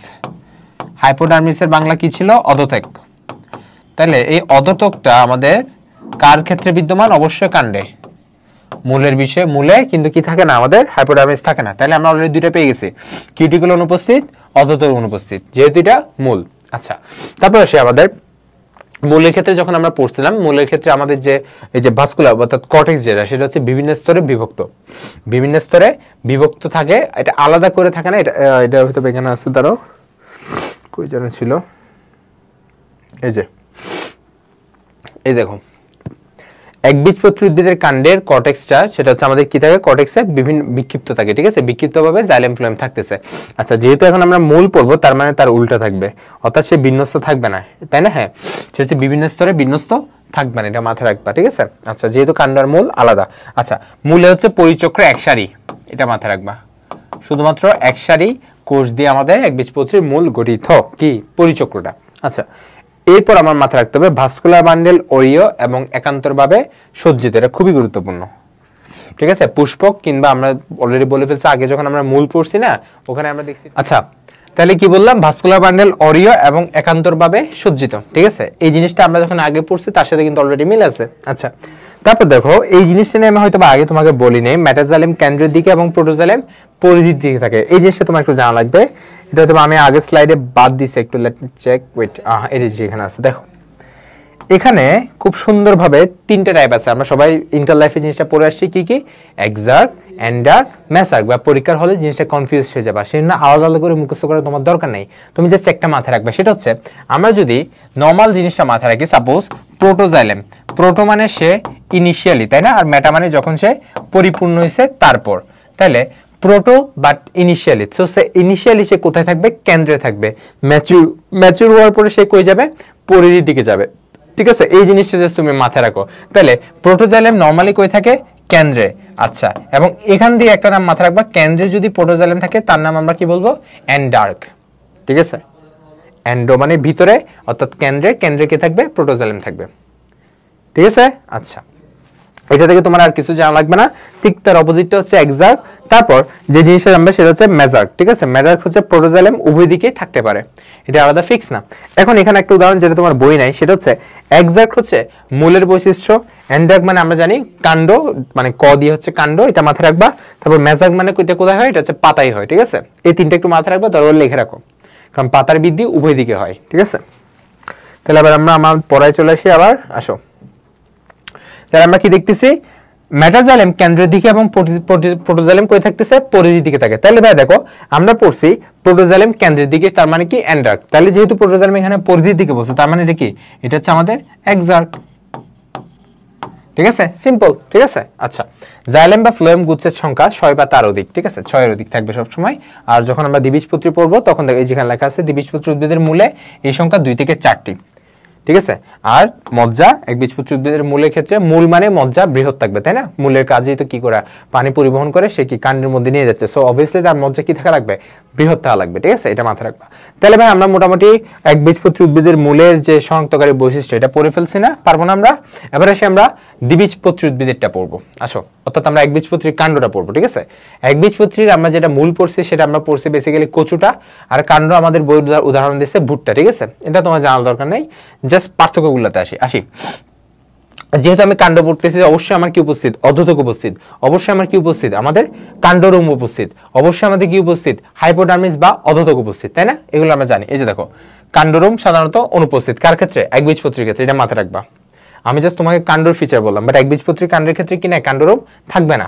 আচ্ছা, বহিতকের মধ্যে কিউটিকল অবশ্যই উপস্থিত, অধোতক অবশ্যই আছে। ঠিক আছে, এবং এটা কি দিয়ে গঠিত, স্ক্লেরেনকাইমা টিস্যু দিয়ে গঠিত, আমি বলছি। ঠিক আছে, এটাই বেসিক্যালি এদের কি করতেছে, এদের মানে এটার হার্ড অর্থাৎ দৃঢ়তা প্রদান করতেছে। আচ্ছা, ভাস্কুলার বান্ডেল গ্রাউন্ড টিস্যুতে বিক্ষিপ্তভাবে সাজানো, এটা পরীক্ষা আসছে। ঠিক আছে, তুমি তাহলে লাস্টের এই চারটা খুবই গুরুত্বপূর্ণ, এগুলো মেডিকেল আসছে, সো এগুলো আলাদা করে জানবা। ঠিক আছে ভাইয়া, ভাস্কুলার বান্ডেলগুলো গ্রাউন্ড টিস্যুতে বিক্ষিপ্তভাবে ছড়ানো, এটা কিন্তু আগেও পড়াই ফেলছিলাম, তাই না। আচ্ছা, একবীজপত্রীর কাণ্ডে কি হয় সেটা অলরেডি আগে বলে ফেলছি। আচ্ছা, মেটাজাইলেম পরিধির দিকে, প্রোটোজাইলেম কেন্দ্র, তার মানে কি এন্ডার্ক। আচ্ছা, জাইলেমটা একটা বিশেষ আকৃতি নিয়ে থাকে, তাকে আমরা কি বলি, ওয়াই বা ভি আকৃতি বিশিষ্ট। তারপর ভাস্কুলার বান্ডেল সংযুক্ত, সমপার্শ্বীয় এবং বদ্ধ, এটা জানা লাগবে, সংযুক্ত, সমপার্শ্বীয়, বদ্ধ, কোনটা কি সেটা আমরা অবশ্যই জানি। ঠিক আছে, অবশ্যই আমরা জানি। আচ্ছা, তার মানে আমরা এটা মাথায় রাখতে হবে, যে থাকে, থাকলে মুক্ত। ঠিক আছে, এটা একটু মাথায় রাখতে হবে।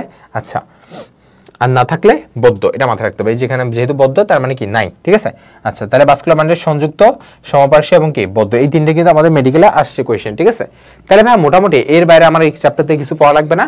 দ্বিবীজপত্রীগুলো জাস্ট তুমি রিডিং দিয়ে দিবা, দ্বিবীজপত্রী জাস্ট তুমি রিডিং দিয়ে দিবা, তাহলেই হবে। ঠিক আছে, আচ্ছা, তাহলে দেখি ভাইয়া, নিচের কোন টিস্যুতে খাদ্য জমা থাকে, কোলেন, পেরেন, স্ক্লেরেন নাকি ক্লোরেন। এই কোয়েশ্চেনগুলো তোমার বইয়ে তুমি হয়তো বা পড়ো নাই, তাই না, মানে আমরা এটা এসএসসি লেভেলের নলেজ, কারণ এসএসসি লেভেলে আমরা সরল টিস্যু অনেক বেশি পড়ছি, তো আমরা ইজিলি জানি এটা আনসার কি হবে, প্যারেন কেমন হবে। ঠিক আছে, এই জন্য বলে মেডিকেলে চান্স পাওয়া লাগলে অনেক আগে থেকে বেসিকগুলো লাগে। জাস্ট আমি একটা তোমাকে উদাহরণ দিলাম, অনেক কঠিন জিনিসও কিন্তু আছে, তাই না, যেগুলো আমরা এসএসসি লেভেলে পড়ছি, কিন্তু এখন অনেক দিন না পড়ার কারণে হয়তো আমাদের মনে নাই। আচ্ছা, মূলের বহিতক কি আমরা জানি, এপিব্লামা, অনেকবার বলা হয়েছে, এটা মেডিকেল আসছে, তোমাকে বলছি, আশা করি আসছে, দেখছো। ঠিক আছে, এগুলো মেডিকেলের কোয়েশ্চেন, বুঝতে পারছি। কোন ধরনের টিস্যু পানি এবং খনিজ লবণ, এটা হচ্ছে xylem tissue mainly, xylem tissue mainly পানি, হ্যাঁ জাইলেম টিস্যু হচ্ছে আনসার হবে, আনসার কি দিছে, এ দিছে। ঠিক আছে, আচ্ছা, আচ্ছা, সমদ্বিপার্শ্বীয় পরিবহন কলাগুচ্ছে যে গাছের মধ্যে থাকে, এটার আনসার কি, কুমড়া। দেখছো, আমি তোমাকে বলছি কুমড়া আর কুমারিকা এখানে একমাত্র ডিফারেন্স গাছ, তাই না? আরেকটা আমরা ডিফারেন্ট পড়ছি কি সূর্যমুখী, তাই না? সূর্যমুখীর মধ্যে কি দেখা যায় মনে আছে না ভাইয়া? সূর্যমুখীর মধ্যে কি হার্ড বাস্ট দেখা যায়, ঠিক আছে? প্রত্যেকটা আল্লাহ আল্লাহ করে পড়ো। যেমন ভুট্টা গাছের মধ্যে কি দেখা যায় বলো তো?